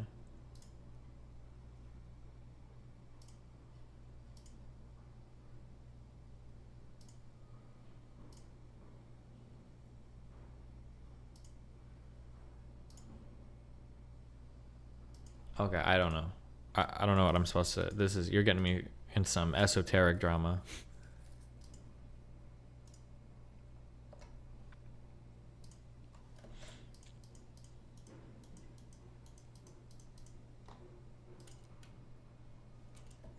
This is why men can't be friends. People will only love you if you suppress yourself for them. They're going to love you until you do something great enough that they're going to now become uncomfortable and have to look back at themselves and the decisions that they made and be uncomfortable with themselves. And the only way they can fight that is to suppress you, because now they have to use you as a frame of reference from coming from the same place. That's why suppression always gets wrapped in love, is people act like they care about you or they tell you you've changed. Well, I hope I've changed. I hope I'm changing every day, because that's where all the happiness is. You know, it's always climbing the mountain, not getting to the top, right? Well, I like both, but I haven't found the top yet. Well, you can't, because the thing is that if you get to the top of the mountain and you don't have a bigger mountain to climb, more consciousness, I think success is like a two-way thing. It's climbing up the mountain and it's looking for other mountains to climb, because if you get to the top, all you can do is self-sabotage back down. You know, that fire in you that gets excited? I think that's probably the most dangerous thing to lose. Yeah, I would agree. Okay. Does anyone know what this guy even does? I am super critical of, if you're like a super wealthy person or whatever and you're giving advice to people, but it seems like the major way you make your money is just giving advice to people, I kind of wonder. Now, maybe that might not be the case with most of these guys. Maybe they still do their business shit or whatever, but...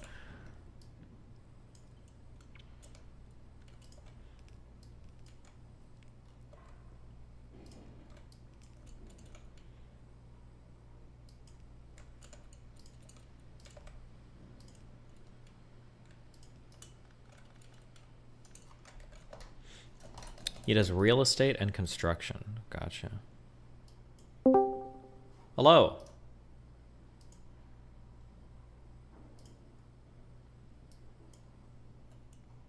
Hello?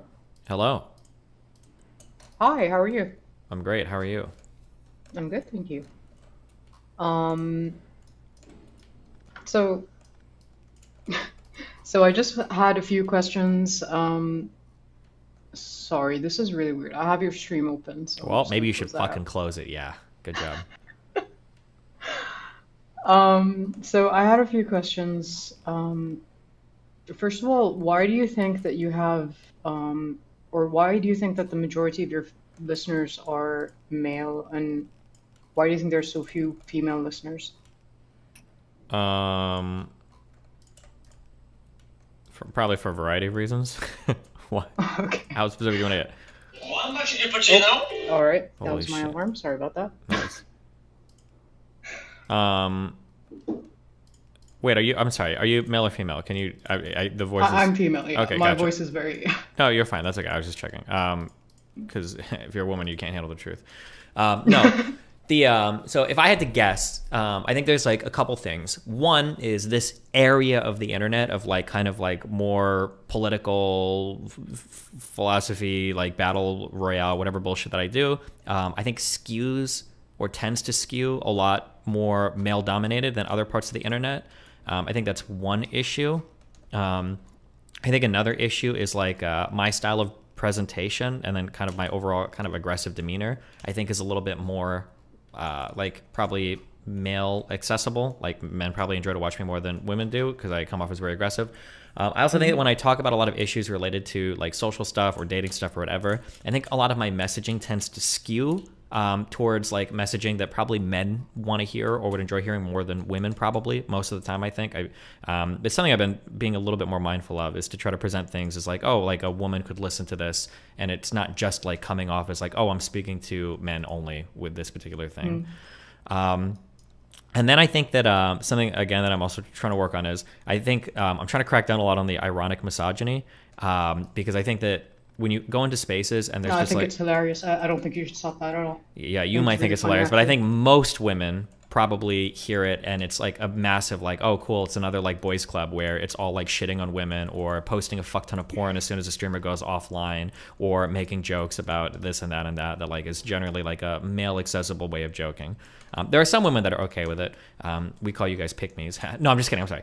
But there are some women that are okay with it. But I think in general, I think it's like radioactive to the vast majority of women on the internet. As soon as you step into certain communities and you find that they're like making jokes about like boobs or linking a bunch of porn or shit like this, it kind of feels like a big boys club. And there's very, very, very few women. It's like less than like 3% of women are ever going to be okay in those types of environments. Well, okay. Do you know Rooster Teeth? Yeah. Okay. I was a long time watcher of Rooster Teeth, and up until I don't know, a couple of years back, I want to find a way to word this that isn't offensive to anybody, but the way their content has changed, where the main founders like Jeff and Bernie and Gus and after they left, the content became a lot more, to put it in XQC's words, soy. I feel like that's a my lot of words too, content- but go ahead. Sorry, yeah. Well, so I found you through XQC a couple of months back, actually. Okay. And I've been like binge watching everything. And my point is that like part of the draw that I had, and the reason that I've been binging a lot of your videos is because it is so. How should I put this?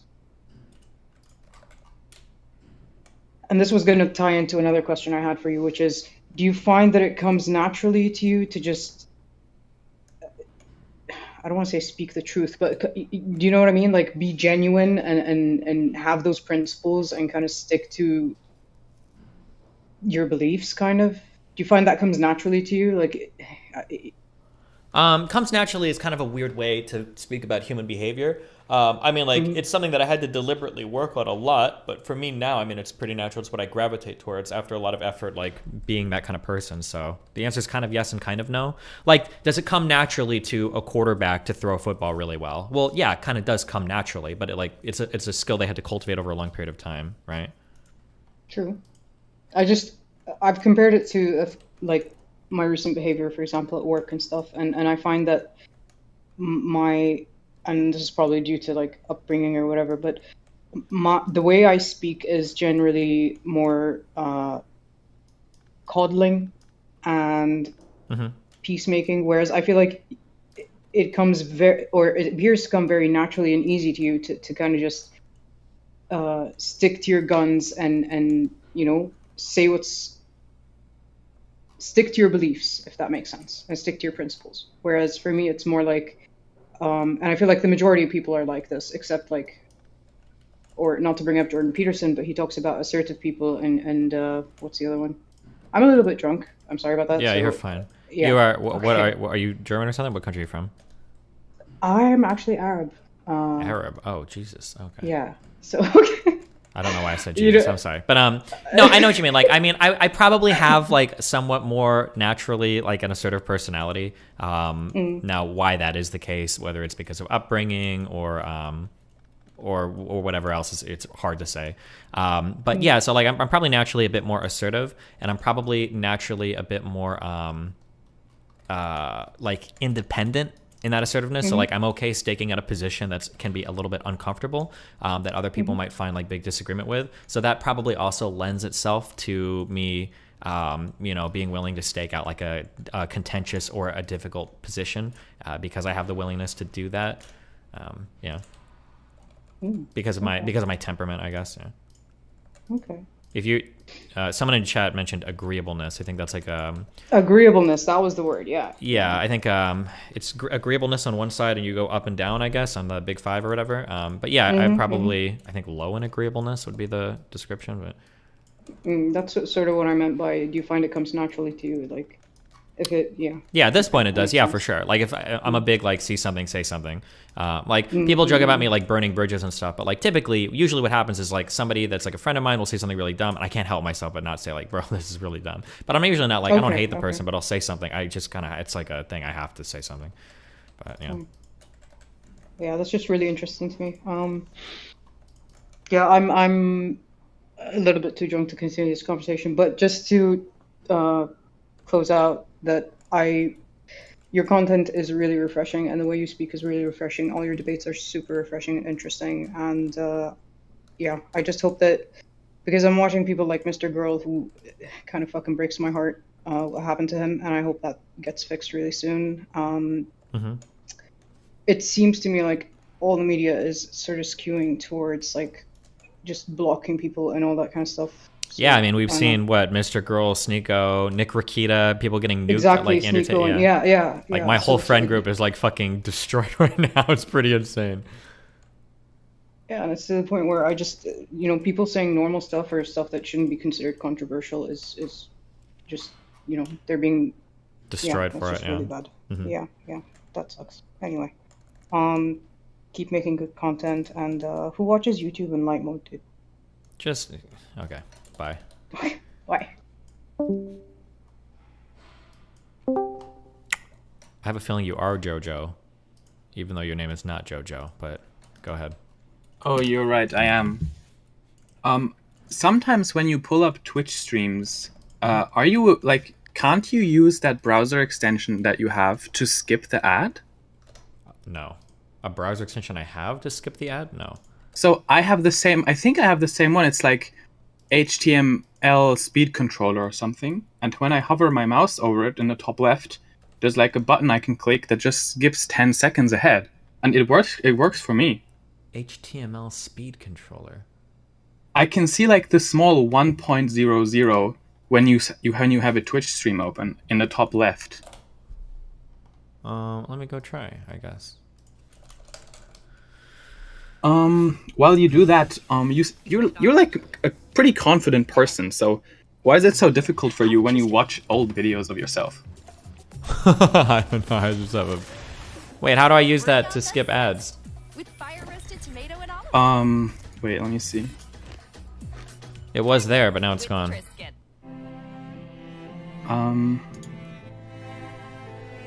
You closed it. Oh, fuck.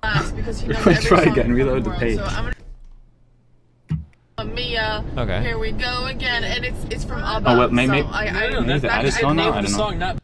Oh, yeah, there's the 10 second ahead. You know, the double arrow to the right.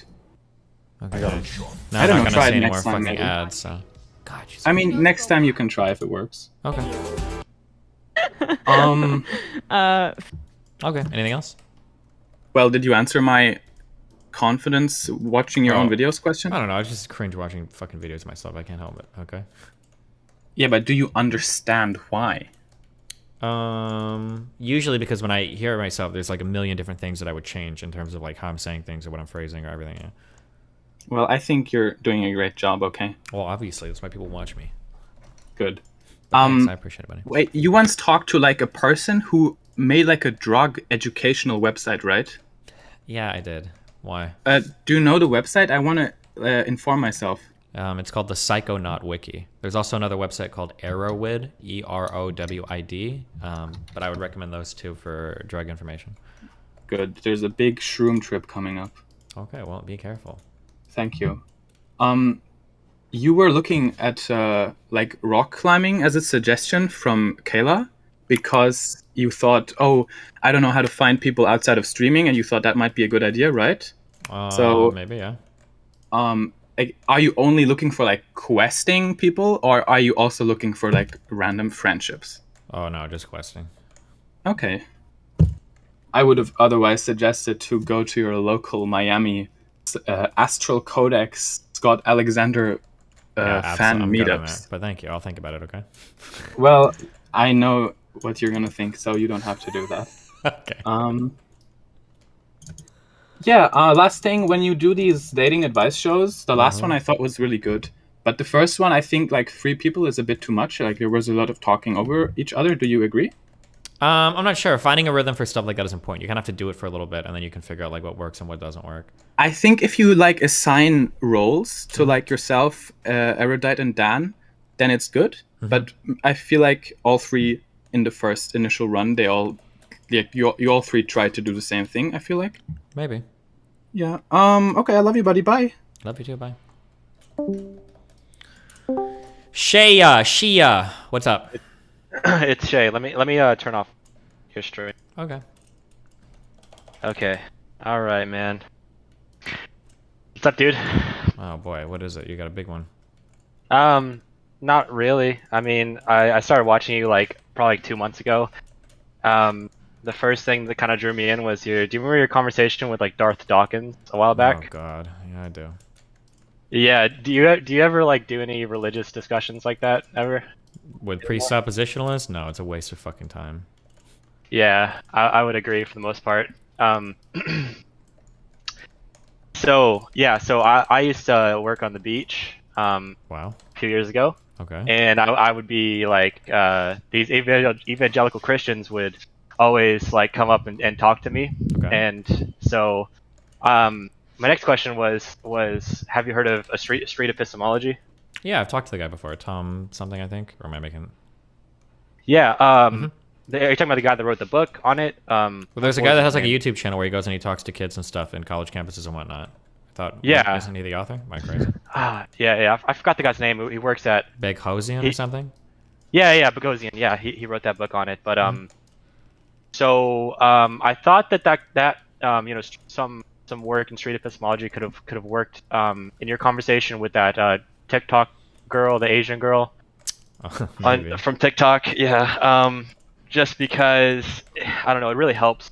It really helps like creating like thought experiments with people to kind of put their cognitive dissonance like right, kind of like they have to confront it in a way. Sure, maybe yeah. An example of this was like so I would be approached by these evangelical Christians on the beach, and then like I didn't know really what to how to like convince. I would always try to convince them that they're wrong because I believe that they're wrong. And at the end of one conversation, I asked them like, could you be wrong about this? And they said no. And then I really had nothing to say after that. And I was like, okay, he can't change his mind. So it's like, what am I gonna say? Yeah. But like looking into street epistemology, like what I would have said, if I had that chance again, I would say, can someone say they can't be wrong, but also still be wrong at the same time? Can someone say that, but also still be wrong? That way it puts the ball back in their court, and they have to say, well, yeah, someone say that. And then I would say, how do you know you're not that person? And, you know, so it would keep the conversation going, you know, in that way. So sure. Okay. Yeah. So also, what I wanted to say to you, sorry, I'm a little bit nervous, man. I don't really talk to no problem people on Discord much, but actually I do, but I don't know, not in this capacity. So what's the next thing? So have you played down in Hollywood? Nope. Have you played live poker in Hollywood? Oh, have I played poker in Hollywood? Yeah, like Hollywood Casino, the casino in Hollywood. Like Hollywood, like in Hard Rock, California, or in LA? No, next to Miami. Oh no. Okay. There's a casino down here? Yes, dude. I know there were a couple of Indian ones. It's actually a great casino, Hard Rock. Huh. Yeah. You should try that out. Hard Rock Casino. in Hollywood. Interesting. Yeah. Do they have poker? They have poker. Okay. Yeah. Well, thank you. That's how, I mean, so yeah, yeah, I play, that's what I do full time. You play poker full time? Yes. Jeez. Yep, it's my first year doing it. I sold my business on the beach my beach service that I had, and it's my first year going full time. Well, damn, good luck. Yeah, it's been going pretty good so far. Yeah. Well, I don't really have anything else to say, I don't think. Oh yeah, one more thing. What do you like about mushrooms? Like, what do you get out of it?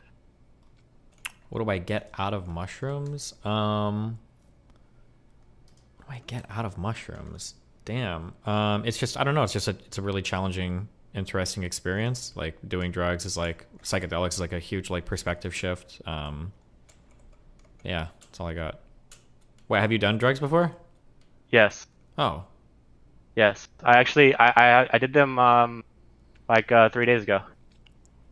Well, sick. Yeah, I guess, I don't know. It's like, I guess it's like a whole, was it like your first time or? No, I've done them. I mean, my first time I ever did them when I was like 16, and I kind of abused it for a bit. Like I was doing them like every weekend because I was getting to the same place, and I just really enjoyed that state of mind.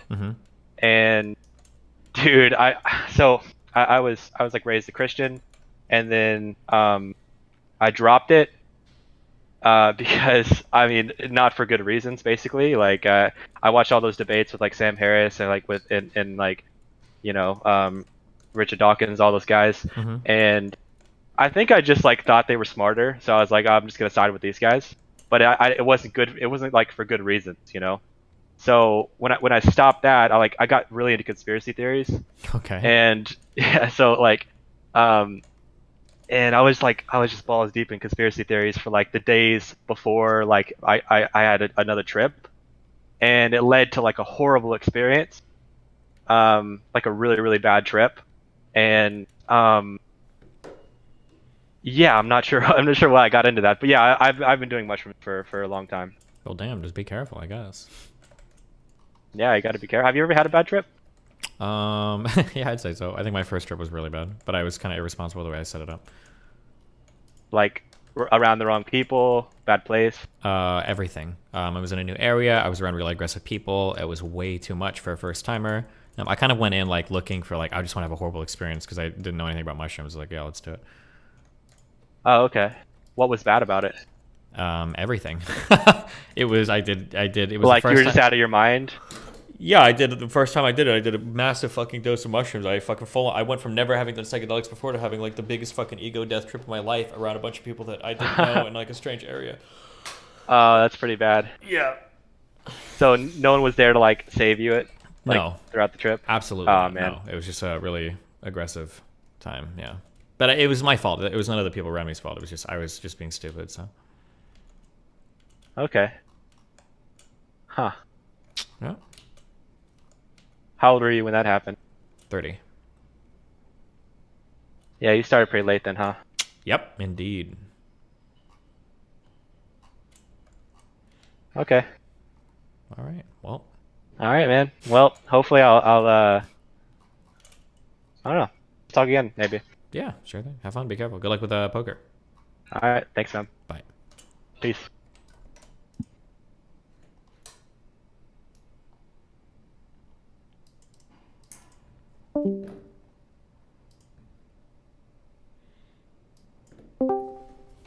JK, what up? Oh, hey. What's up? What's up? Hey. Okay. I literally just joined the tier 4 chat. Bloody hell. Right. Oh my god, you're like so British. Sorry. Like disgustingly. I'm just kidding. What's up? How you doing? Preempt the fact that like I've basically been listening to you and Vash respectively for about I want to say 2 or 3 years now. Okay. Basically, when like you guys, I suppose, were in like an okay place. I know you've clarified quite a lot that like you two, I guess, never really been like. I guess you've been friendly, but not quite friends. Yeah, I think that's probably an okay descriptor. Sure. Yeah. I don't know. Like recently, I've been listening to more of your stuff again because I went from you to him. You had this debate with, I think it was like Luna Oya and EJ, I think, about 3 years ago. I remember those fuckers. And I remember, I don't know, like I look back on it and it was like, I think I don't know, it was a rather toxic conversation in hindsight. I remember at the time I got like really angry at you, because I thought like you weren't being like charitable, but in hindsight I think they were kind of just crazy, and they've definitely Vosh basically ran through the exact same issues with them that they had with me, where they started to mischaracterize everything he was saying as being like crazy pro-imperialist evil and everything. Yeah, exactly. And I don't know, I kind of think I kind of went over to him, but then I kind of always been like on the fence, like I'm a tier 4 for both you and him. Wow, good. Yeah, man. Very confused, I'm a real young man. Very centrist, very, very confused, yeah. Uh-huh. I don't know, I think of like the best debate I think I've ever really listened to was the one that you and him had against Stryker and James Allsop. Yeah, I remember that, the 2-on-2 Nazi debate, yeah. And I think it's always been quite sad because I think even though you guys have very legitimate grievances against each other, and I think like VGG, whatever they call themselves, and DGG have kind of been really toxic against each other, I think ultimately like these two communities do kind of stand for similar things. Like sure, there's like some lefty nonsense on their side, and I guess some more edgy stuff on like the DGG side. But I don't know. I want to try and like, extract like the parasocial nature of it, but I do want to see some sort of reconciliation between these sort of spaces, because ultimately, you know, that side and DGG and I think you yourself like really do believe in sort of like equality, democracy, blah blah blah blah, and so do they. And then you're arguing against people who don't believe any of that sort of stuff. They're actually like pro racism, pro this, pro that. Do you think there could ever be any kind of like reconciliation in that regard, or? Probably not, unfortunately. It'd probably be a good thing. I think I would agree with that. But I think that the communities have diverged like way too much in terms of like the values and everything they stand for. So I don't know if there's like any reconciliation possible with Vosh's community. Like they've kind of mutated into a lot of the stuff that he originally used to be against. Like kind of like in some ways like the weird hyper wokeness. In other ways, the like the really big pro like deplatforming and canceling and stuff, like they are super hype on that. They get really excited anytime somebody gets banned from a social media platform and stuff. But like as long as they're kind of on like that kick, it's unlikely I think that we'll probably ever get along again. Yeah, that's understandable. A bit of a shame in my opinion, but again, parasocial stuff. Trying to kind of. Well, I mean, I don't think it's not parasocial to think that it's shameful that two communities are like mortal enemies. I don't think there's anything wrong with that. Yeah, I guess. But yeah, I'm glad we're on the same page there. Like, it's a shame, but it's probably not going to happen. Last question. A couple weeks ago, I was introduced to cocaine of all things, and I used to work at hotels quite a lot, and a lot of my managers and stuff were always like just pinging off it, and I kind of always like didn't want to go nowhere near it. But yeah, I tried it, and it wasn't anything. Like, it was really not that bad. Have you ever tried that stuff? No, not yet. Yeah, it's really not anything really. Anyway, that's all I wanted to ask. Good to speak with you. Yeah, have fun. Be careful. Wait, what do you mean when you say it's not anything really? Oh, right. I mean, like, I was expecting to, like, I don't know, be, like, super hyperactive and, like, get really panicky and, like, heart palpitations, that sort of stuff. But, like, all that really happened was I just... Maybe it's because it was a long night, but, like, I don't know. Maybe it was, like, it wasn't really intensive or anything. And by the end of it, I was just like, okay, well, that's that. I'm not going to do it again or anything, but... Do you think it was like really powdered down or something, or cut with a lot of dumb shit, or? The guy I took it from, I trusted. He was a friend of mine, and he was kind of like, I wouldn't give it to you unless it was like, you know, it wasn't too strong of stuff because they knew I hadn't done it before, and also like, yeah, I guess it just wasn't very strong, and I just trusted the people around me. And careful, a lot of drug people are really dumb. That's how I ended up doing like true. Meth in fucking Amsterdam or whatever. Did that actually happen? I thought that was just like a joke. It was some kind of amphetamine, but oh great. What was that like? It was amazing, but it was scary because I didn't know what I was on. So. Oh right, okay. So I'm giving you super very vague, very vague, very broad drug advice, and this might not apply in all cases. So do your own research. But in general, if somebody were to tell me, I care about you, so I'm not gonna give you really strong stuff, that's a red flag. If you care about me and the stuff you have is really good, it should be really strong, but I should just take a lower dose. When you say I'm not going to give you strong stuff, now it sounds like you're giving me a bunch of garbage or shit that's cut with other stuff or some other kind of like substitute drug. Like if you have really good ultra fucking pure MDMA or some crazy shit, right? Maybe you take a big dose, maybe you take 100 or 150 milligrams, and I'm like, well, this you can take like 50 or 75.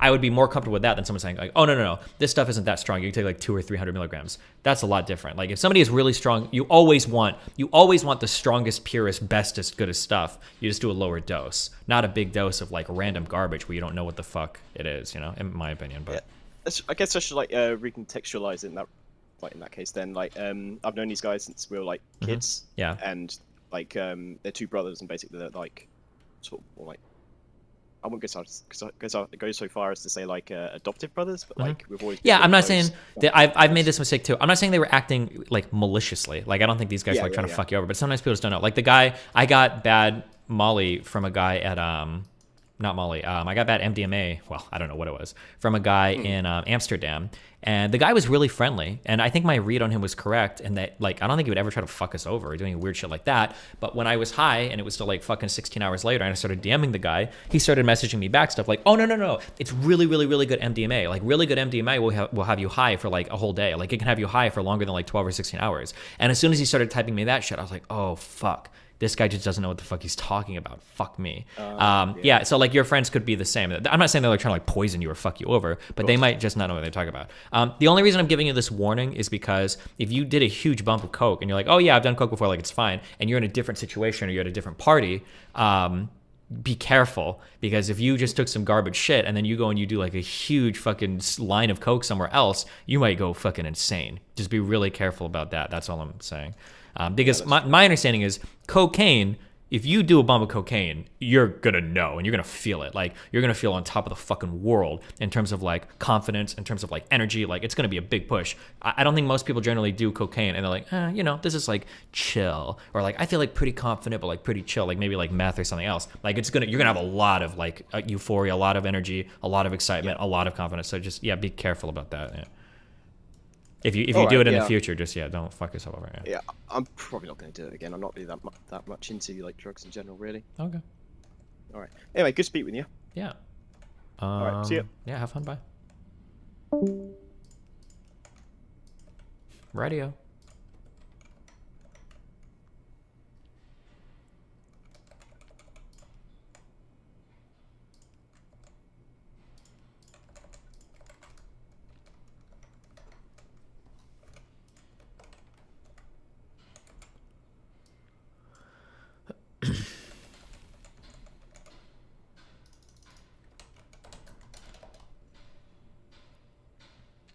What does a really low dose of LSD feel like? I'm not sure. You probably just feel like a little bit like, I don't know. I've never done low. I've only done 150. Hi.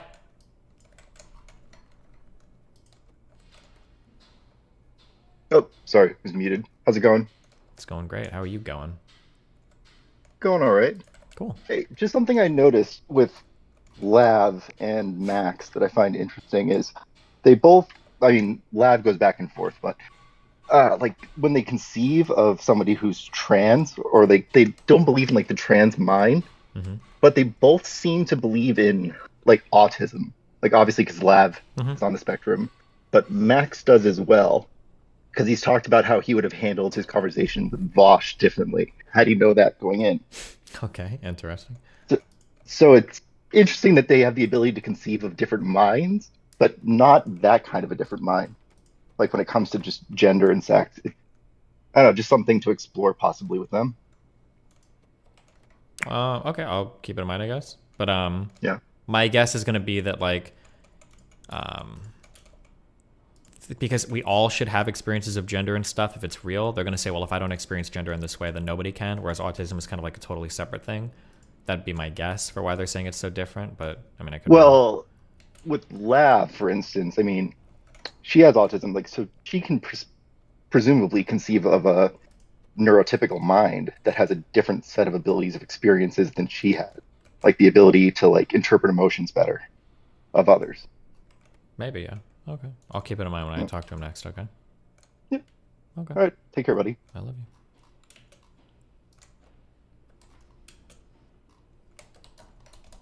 you. One more fresh and fit clip. Let me explain. It's not that big of a deal. It's my show. Like, what the hell? Why do I care about this? It's not the big of a deal, okay? I'm a person, like, I know we all have our flaws. Everyone has flaws. You What are know? you talking about right now? I'm talking about with the point you just tried to say, anybody that had me, you know, it's his loss, whatever. I mean, it's my loss or whatever. You're trying to make me look bad. But I'm not trying to tell you I'm a catch. And you know why I'm a catch? It's because it's not just that I'm a queen. It's because I understand men. Oh, yeah? Okay, yeah. See, the thing is, they're trying to get a rise out of me. They're trying to help you out right now. I would just stop. No, I'm trying to help you out right now because y'all clearly trying to get a rise out of her. No, let me speak. Let me continue. Let me finish talking. I'm not trying to get a rise. Let it go. So let me finish talking. So all I can say is that I'm a catch. You can say whatever you want to say. Finish talking. But this is what I'm saying, is that I know everyone has their flaws, everyone has their own thing, right? Yeah. But as a woman, okay, a woman with standards, I'm not for everyone, and I'm okay with that. See, you couldn't be in a house with me because of the woman that I am. Listen, I would want you to become a better man. You just want to stay in your mess. It's okay. That's fine. But me, I will always try to look for the better in you. And that's what men wants. A woman that can, you know, motivate them and make them better. And that's just me. You can say whatever you want to do. Maybe you need, you know, a woman that's like, what, 20, 19, 18, that just came out of the womb. She's 23. She's here. Okay. And that will deal with you. But see, I know I can't deal with you. And you can't deal with me. And I'm okay with it. Facts. But so I'm okay. But I do have someone that can deal with me. God. Right. And that's all that matters. And that's all that matters. That's not fine. And that's all that matters. Person, and that's okay. Some people are not. You don't know me, so of course you can say that. You don't know me, you don't know what I've been through, so of course you can say that. All right, so we gotta wake up because a lot of men. All right, so I'm just gonna say this. We're told we're bad. We're told we're problematic. They'll belittle us if we don't want to deal with this in a relationship. You're a bad person. You're an incel. You're a misogynist. But do you just listen to that absolute fucking word salad nonsense? What the? It made perfect sense. Bro, it's got to be so rough being a girl on this show. Like, you're walking into, like, the literal fucking Thunderdome battle arena. Oh, my God. And you can get kicked out if you're, like, too uppity. Jesus. I mean, everything she said, like, made sense. Perfect sense. What is she talking about? That's your opinion. That's your What was your point? But that's your opinion. What was your point? You don't want to say what someone else would. Can I answer that question? Her point was very clear. Which was? Her point was that you're not able to deal with the type of woman she is. You're not compatible. She's not compatible. And I'm okay with it. And It's that's not okay. a fucking date. We're talking about facts about relationships. But she's making right. The fact is that you're not able to date with her. She's not able to date you. But there is in fact a man who is willing to be with her.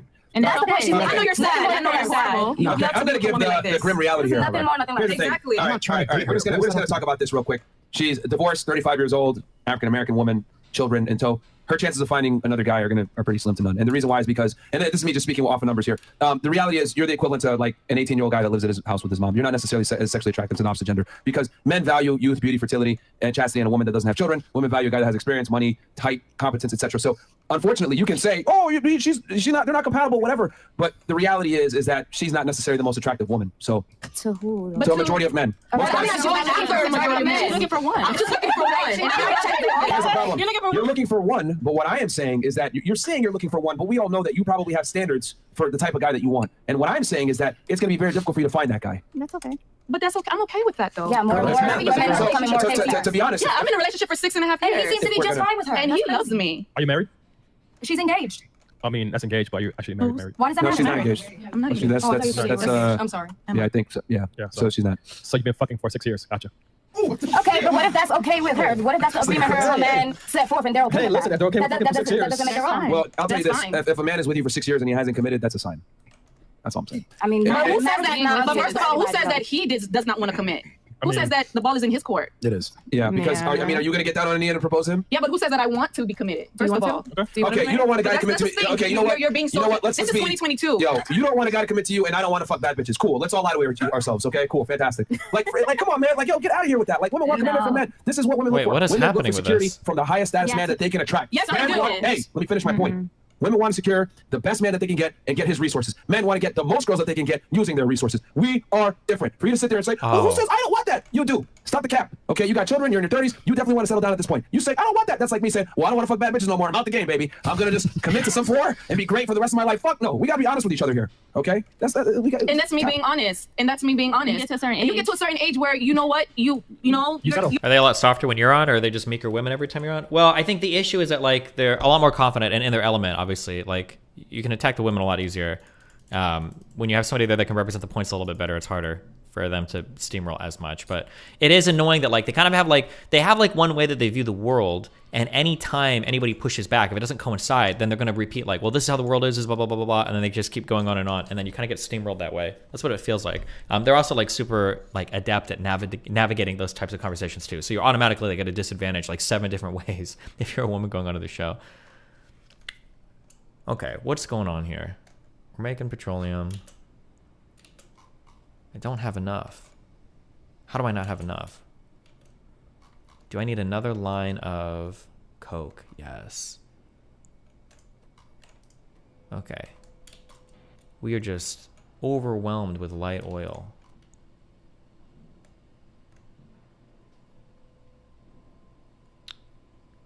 Yes, yes. Too much light oil. So I can make a whole other row of chemical plants to crack stuff. And then move this over a bit. If you were a woman, would you be able to navigate the conversation? Well, I mean, I'm destined. I can do whatever the fuck I want. So yes. Did you watch the Pierce Morgan interview? No. Am I going to TwitchCon? Aren't you banned? I just won't go in. I just hang out with people. I'll fuck your moms outside the convention center. That's what I do. What else is light oil used for? Don't I use it? Oh, I use petroleum over here. I wonder if I should make it out of light oil instead. Or I could do one out of petroleum and the other out of light oil, maybe? Do you think that'd be better? Don DeMarco. Stupid shit is stuck in my head. Will you live stream it? I'll try, but it's fucking LA, San Francisco, California. Like, I don't know if my shit will work because the connection's always bad. But I'm bringing all my stuff, so. Lake Toya VA, thank you for tier 4 subbing. Somebody else tier 4 sub too, and I didn't read them out. I feel bad. Isud Hanva, thank you also for tier 4 subbing.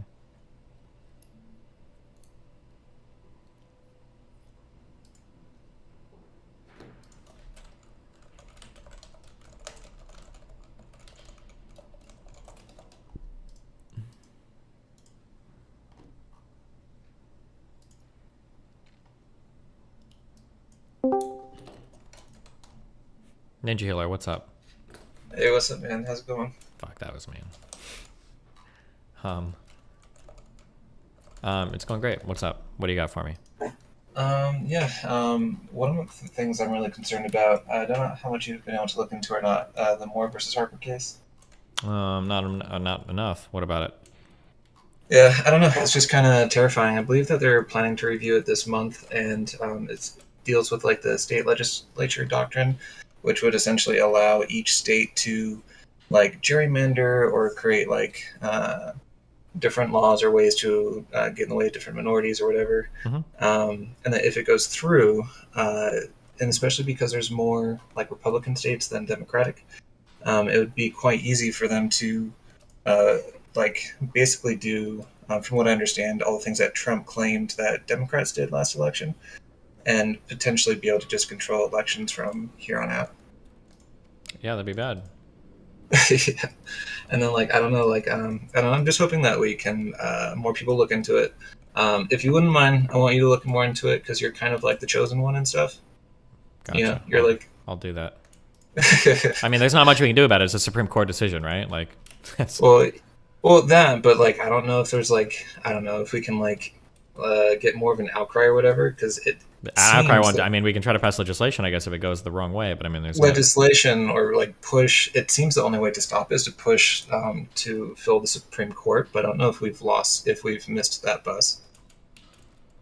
Okay. Yeah, I don't know, but that seems to be the only way to deal with it. Because if it goes through, like then if we then pack the Supreme Court, then it's too late. It's like a gridlock Supreme Court. But if we can gridlock it before it happens, then I don't know. At least that'll be a chance to defeat it. Gotcha. And I just want to ask one last cringe question. What do you feel is your own destiny, like when you're coming up with the name Destiny and whatnot? And how do you, like, what would you say is the 2.0 version of yourself? And how do you feel that you'll get there? How do I feel that I'll get to the 2.0? I don't know. Did I just kind of slowly improve over time and hope that I'm doing a good job? But I mean, it sucks too because like you've been hit by like so much like drama and shit. Like my heart definitely goes out to you. It sucks because you're like essentially like a Ferrari of the political world with a very rare insight where you're able to have nuanced takes of both sides of the aisle at the same time. Like I love your quote of if you can't have an argument from the other side of the aisle in good faith, then not only do you not know what you're talking about, but you could be part of the problem.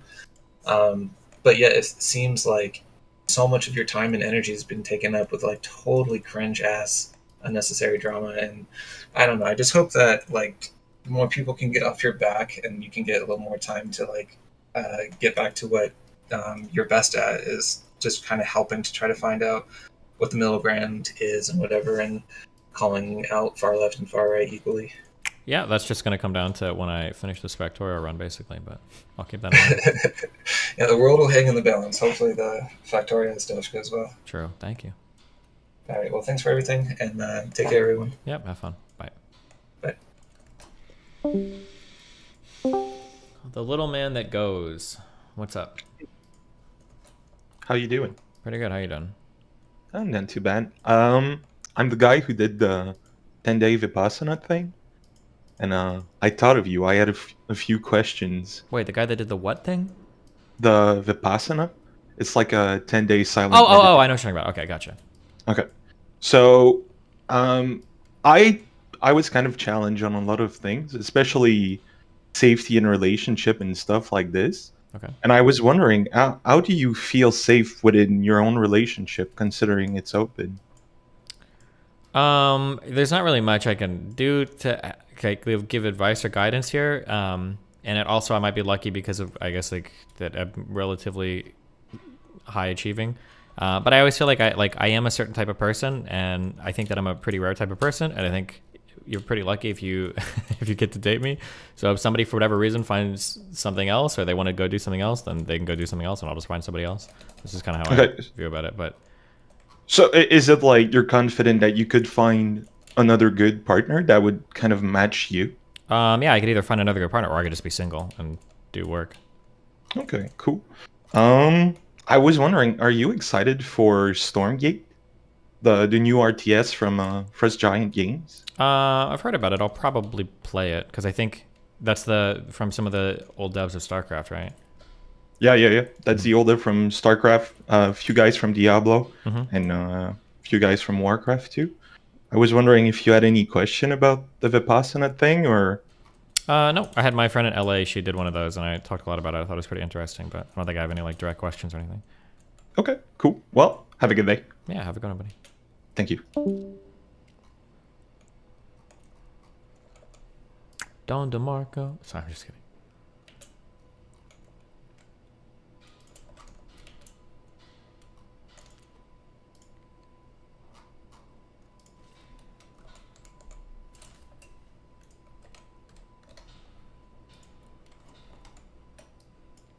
Toya, what's up? Oh, Jesus Christ. Hold on. 1 second. I just need to mute the stream. God, that scared the shit out of me. Hey, what's going on? Nothing much. What's going on with you? Just working. Cool. I was gonna ask you, in regards, I'm sure you're pretty tired about talking about it, but in regards to, like, the whole Kiwi Farms debacle. Yeah, what about it? Do you think, like, government's gonna, like, try to kind of get more involved in, like, regards to, like, what and what can't be hosted? I have no idea. Because, did you see, like, Marjorie Taylor Greene? I think that's her name? Yeah, she got real mad. Yeah, she got real mad, and, I don't know, she kind of seemed... I wonder if that's, like, kind of, like, brought more of a magnifying glass on things, you know? Who knows? Yeah, I don't know if it'll change. The problem is it's just hard. Like, what should be done about it? Like, that's the issue. Like, what is even allowed to be publicly hosted on sites? Like, if CNN publishes a story and they do like an expose on somebody, is that like, should that be allowed to publish a name or where somebody works or what they do, or like what is newsworthy? Yeah, it's. Do you think it's like possibly gonna get like a little worse than it is? Like in terms of websites being overregulated or underregulated or what? I would say overregulated, probably. I have no idea. I don't know where any of that goes right now because all of the internet legislation stuff is like really difficult to do, and the people that are behind regulating it in Congress don't have a good understanding of it. So who knows? That's fair. Do you think as like more and more like young faces come into politics, like maybe we'll start to kind of get a little bit more like in tune with that kind of stuff? Possibly. As soon as these older people die off and let younger people get involved, because holy shit, like politics is getting really, really, really fucking old. I don't know. I'm kind of scared because like, it seems like as we go on, like kind of the old guard is less and less, you know, willing to give up their positions and like have new people come in and like actually like get experience. Yeah, maybe they're doing a bad job at like training up new people, or that hasn't been done effectively yet. It's an argument that could be made. Sure. That's what I thought. Aside from that, hey, do you remember the Sonic the Hedgehog date? The what? I called in like 2 months ago, talking about how I spurged out during a date and talked about Sonic the Hedgehog. Oh, well, how did it go? Are you guys married yet? I got a second date, buddy. Nice. I wooed her, but the second date didn't go so well. Oh, what happened on the second date? I don't know. We went on another like kind of group date, and we went to like some bowling alley. Neither of us were really good at it, but I feel like we hit it off better on the second date. Okay. Then her friend was just like, I don't think she's really looking for anything. I was like, okay, that's cool. Oh, bitch. Yeah, I know, right? It's fucked up. And yeah. Well, I'm sorry. By the way. Yeah. What do you think of Austin? The person or the city or the girl or the city? It's whatever. But I don't really care about any city. I just do whatever. I'm just asking because I might be moving there. I got my choice between there and Virginia Beach. Nice. Well, good luck. Thanks, man. Also, dude, you should watch Chainsaw Man and Bleach. They're coming up, man. Okay, I got it. Come on, dude. You need to watch it. Steven! All right, what's up? You just subbed just to get in. Oh my goodness. Exciting. Hello? Okay, that's fair.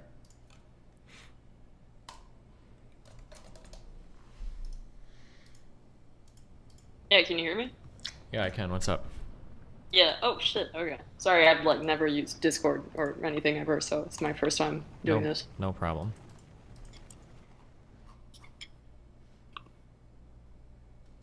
What's up? Oh, sorry. Yeah. I wanted to go back on your like drug experience thing because that was kind of the thing that set me off. I was like, oh, like what is it that provocated you to like do shrooms at 30?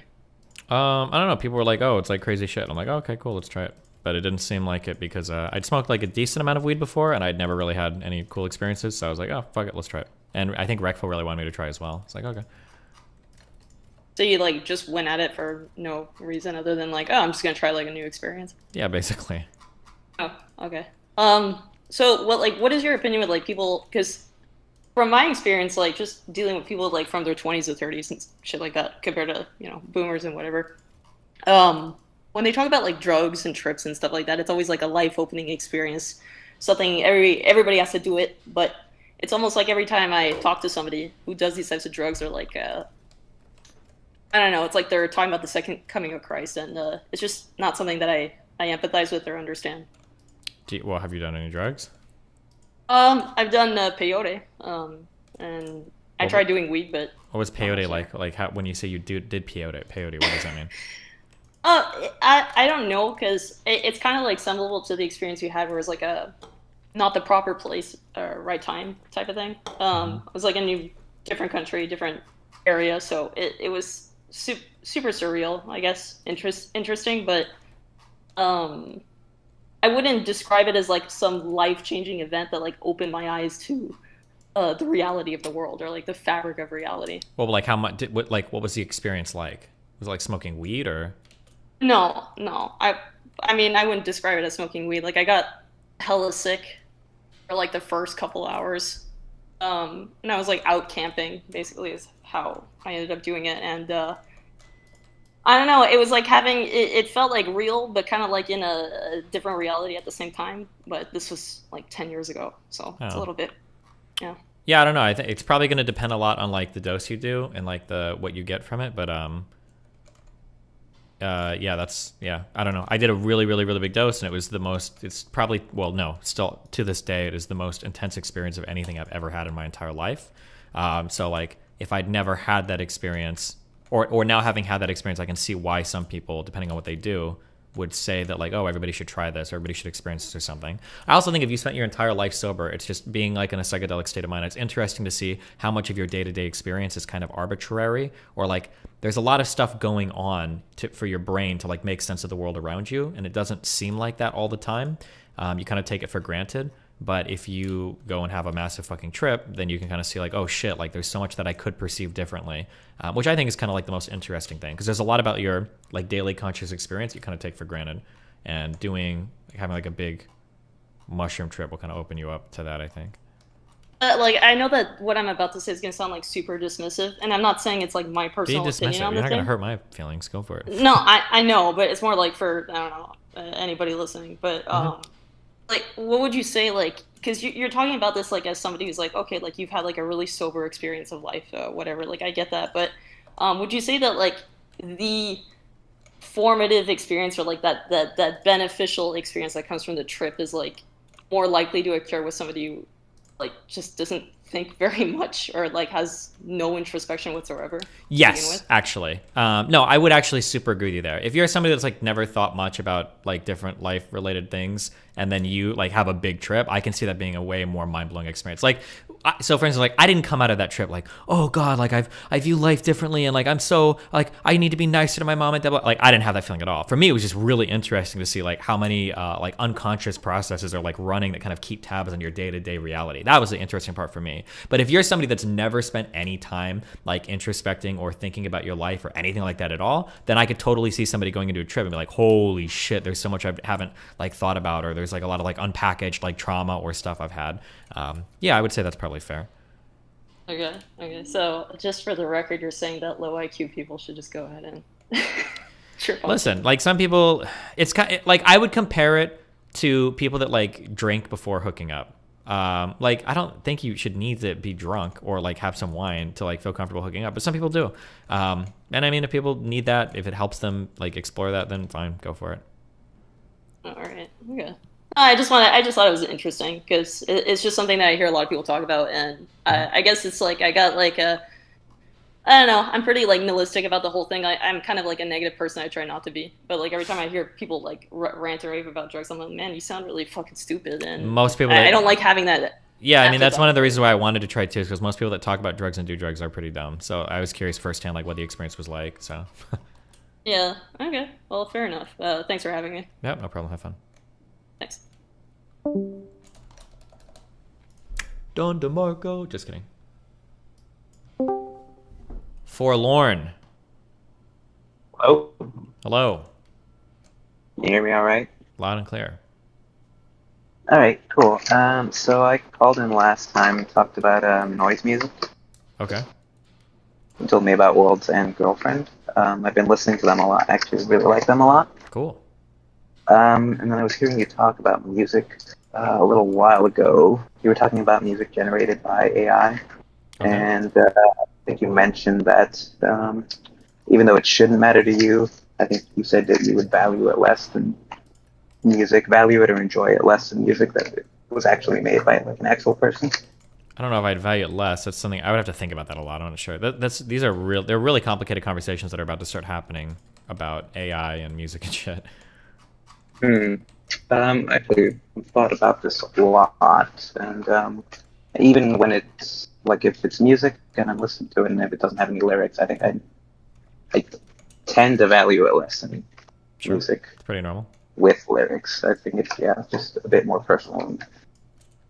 So I think if I found out music and it didn't even have a person connected to it at all, I don't know what. That's just a random assortment of noises, and even though it might sound nice, it's like, well, why am I listening to this over something somebody made? Mm-hmm. I think intention matters more than anything. We talked about sort of Norwegian black metal, and so that sort of music, you can't really kind of make out a lot of what it says, right? I mean, I don't speak Norwegian. I listen to it and I enjoy it. A lot of the reason why I enjoy it is because of the sort of themes that come along with it. Okay. I guess if they were singing about something else, like, I don't know, going to school, respecting your parents, I definitely wouldn't enjoy that music at all. I mean, it sounds like shit for the most part. Okay. But yeah, anyways. Gotcha. I want to talk about that. And also, so So you brought Comtown up a couple of times. I remember one time you brought them up when you were still talking to Hassan, and then you brought them up recently. Do you have an actual like problem with, I guess, the way they engage in comedy? The way that who Cometown and yeah, the way this. No, I don't have a problem with it, but I think that Hassan like virtue signals really hard while listening to really edgy and supporting and broadcasting about really edgy people, and that kind of bothers me. But no, I personally don't have a problem with it. I think you can joke about whatever the fuck you want to joke about, generally. Okay. So do you actually do you like it? Have you listened to it? No, I don't. I don't listen to podcasts at all. I just don't have the time for it. But Okay.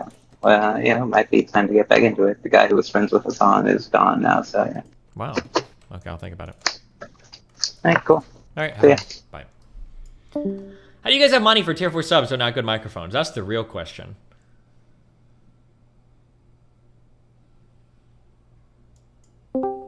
Nick. What's up, buddy? What up? Hold on one second. So I just had a couple quick things. Have you ever heard of the application Notepad++? Yep, what about it? I would definitely recommend it. I see you taking notes in It's regular. super ultra fucking overkill for just taking notes. Why would you recommend that? Because you can keep the multiple tabs open. Yeah? If you ever need to go back, if you're hopping, the way you hop back and forth between videos. Do you think I need Notepad++ just for multiple tabs? Hey, man. Just a recommendation. Do you want to recommend me like an use it. IDE for fucking taking notes during a debate? Or like what, like... Anyway, the second thing I wanted to ask you about was I heard you talk to Sneeko about kind of the way he was able to grow so fast, and one of the things you had brought up was that one of the reasons he was so successful is because he was doing it for so long. Is that accurate, or wait, say that last part again? Sorry. One of the reasons he was so successful at YouTube was because he had been doing it since he was a kid. He had been doing it for so long. Oh yeah, you get a lot of like practice, yeah. Yeah, but isn't that kind of like, aren't we all kind of gaining experience? Yes, we like, are doing constantly. everything. Yep. So be careful with what you're doing. It seemed like you were kind of saying the opposite. Like he was special because he had that experience. When it kind of seems like everyone. Well, not everybody is having the experience of like doing YouTube editing and shit when they're 13, 14 years old. Yeah, but not everyone's going to be a YouTuber, right? Sure. But I'm just saying, like, you can't pretend that, like, you just, like, picked up a job in a few... Like, he was like, oh, I learned how to edit in 1 month. That's bullshit. You've been editing for your entire life. Like, you didn't just pick up a program and learn in 1 month. You've been doing it since you were a kid on YouTube. That's the point I was trying to make. Fair enough. Last thing is, I started drinking a Red Bull last night. Yeah? What the fuck, bro? I thought you were on your gym shit. What, you trying to give yourself a heart attack? I don't think Red Bull will give you a heart attack. I don't think a Red Bull or two is, like, worse than, like... Red Bull will definitely give you a heart attack. Why? For what reason? I don't know the medical stuff behind it, but I used to work at a gym, and we had a dude who ended up getting a heart attack because he had a Red Bull and got on the treadmill. Bro, if you compare the ingredients of a fucking Red Bull to like some of the fucking pre-workout that these people are Listen, slamming, I'm not recommending bro, pre-workout. there's no shot. Hold on. Okay? I'm not recommending pre-workout. I didn't say take that instead. That guy probably had other problems going on with his heart if a Red Bull and a treadmill made it blow up, okay? You know, you never know. Okay. That's all I got, brother. Appreciate your time. I love you. Have fun. Be careful. Bye.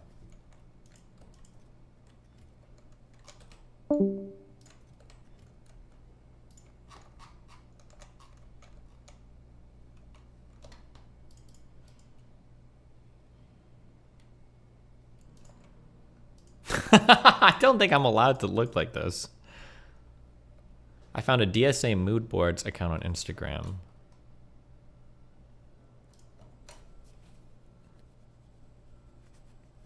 Wait, what?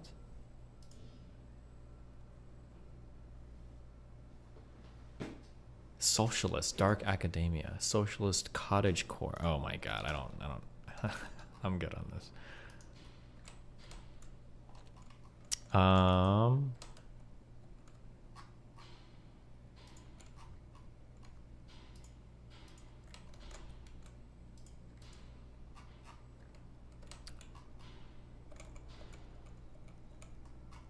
I have oh, okay, fuck. One question before I leave. Ah, fuck, I should do the Super Minds thing.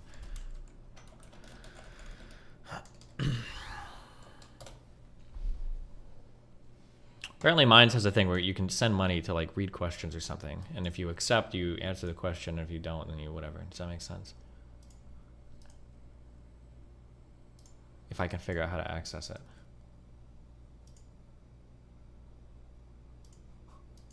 But they wanted me to read a couple things. I don't know if Myth-informed if that guy is still here.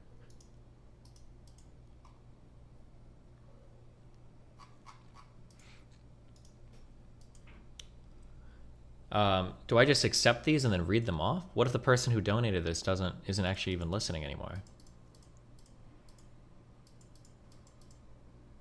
Fuck it. All right, I'll do a couple of these. This is from Raymundo. Do you think Elon will unban your Twitter accounts when he officially takes over? Will he... Oh, requirements text a reply? Oh, God. Okay, never mind. Hold on. I have to type a response?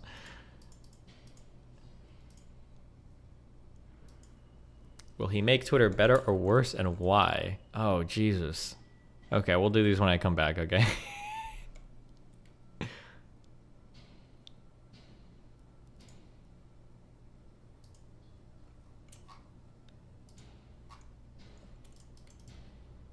The Minds website actually looks pretty cool. It's just a matter of if they can get the viewer base over there, I guess. Oh, okay, wait, hold on. I had a real question. I'm sorry. Real question.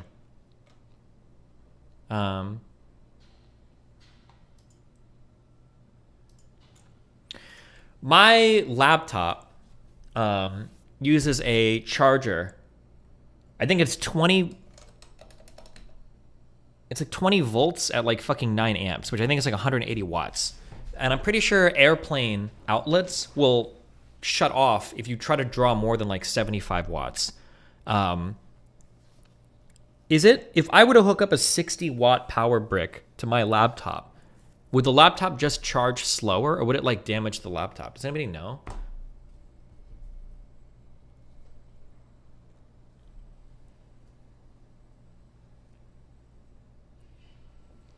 Charge lower, charge slower, charge slower, charge slower. Okay.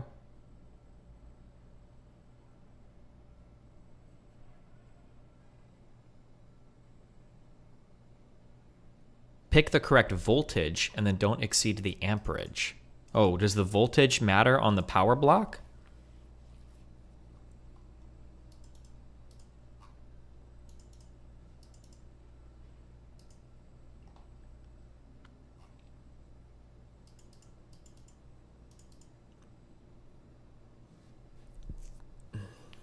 I don't have time to order anything because I need this for the plane. I need a Factorio on the plane.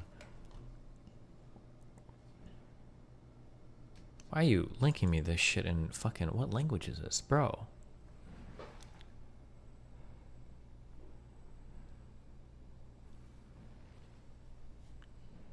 The output voltage needs to be the same as from the factory one. Okay.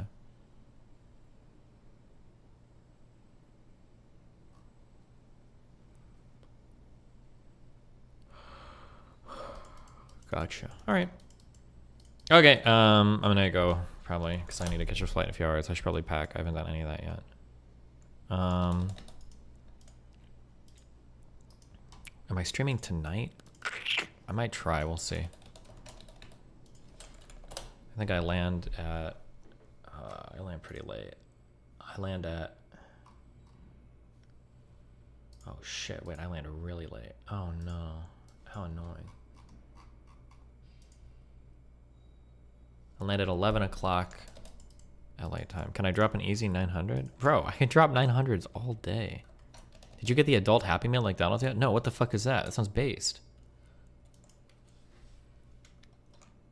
What are you doing in San Diego? I don't know, hanging out with people, fucking your moms.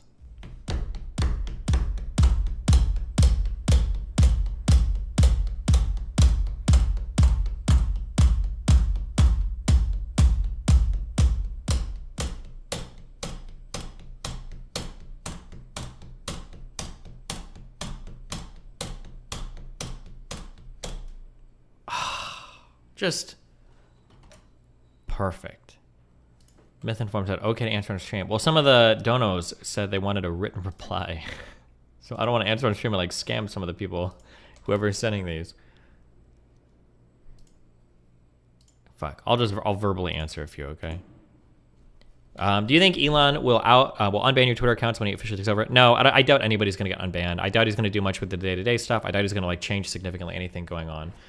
Will he make Twitter better or worse? Honest to God, I think if Elon takes over, I don't think much will change at all. I think he'll just AFK run the company. He'll just be a CEO or whatever. Or not even actually. I don't know if he would be CEO. He would just be like an owner and just, yeah. Hey, saw you at the Minds Festival of Ideas and am a real fan. What would you say is the most contentious interview you've had with somebody you don't agree with that's had a positive outcome? Most contentious interview I've had that's had a positive outcome. I have no idea. Damn, what do you guys think? Most contentious interview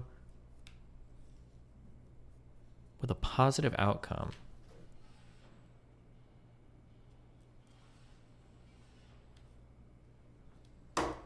Darth Dawkins? Did that have a positive outcome? Probably my Jesse Lee Peterson stuff. Those were like initially pretty heated or very weird, I guess. But like I've gotten like real life debates and stuff doing it. That was probably good. That was fun stuff. Ryan at Minds. Are you familiar with Camille Foster and the Fifth Column podcast? I think you'd be a great guest there, or vice versa. I think they're a usefully nuanced middle ground of anti-establishment positioning without throwing the baby out with the bathwater. There's an interesting route for you with them. If I ever got invited, I'd probably go. There you go. Black Lives Matter is a political statement, and there is a political program attached to it, and plenty of people, you know, sort of broadly may not be aware of it, but the fact that it does have some roots in Marxism, that there are radical elements of the Black Lives Matter movement that are very disinclined towards free markets and capitalism, that challenge very basic notions that I think are broadly shared by Americans about like equality under the law, for example. This pivot towards equity, racial equity, and a focus disproportionately on outcomes is something that is rather new, but seems to have taken the country by storm. It's almost the only thing people can talk about. Equity meaning as opposed to equality. Equity as opposed to equality. I can give you a practical example of that. Yes. COVID, we were just talking about a moment ago. We know that the most vulnerable population when it comes to COVID are older people. That if I took people over the age of 55, that's 80% of the deaths. There have been actual conversations about prioritizing people on the basis of their race because COVID is said to disproportionately impact black people relative to white people. It is a ridiculous proposition. It's a proposition that's found its way into the mouths of governors here in California, the pages of the New York Times. We're actively talking about this kind of ridiculous because we actually know when we look at the global impact of COVID in the United States, again, 80% of the people who are dying are older. Around 18%. Didn't you get invited by Bill Maher? I wish. That's a show I would always go on. British guy you argued with about immigration where he said everything said makes complete sense. Okay, volume is low. I don't know why the volume is so low on this. Sorry. Okay, but okay. All right, I'm gonna go pack my shit and get ready. I love you guys. It's been fun. Maybe I'll stream in like 10 hours tonight. We'll see.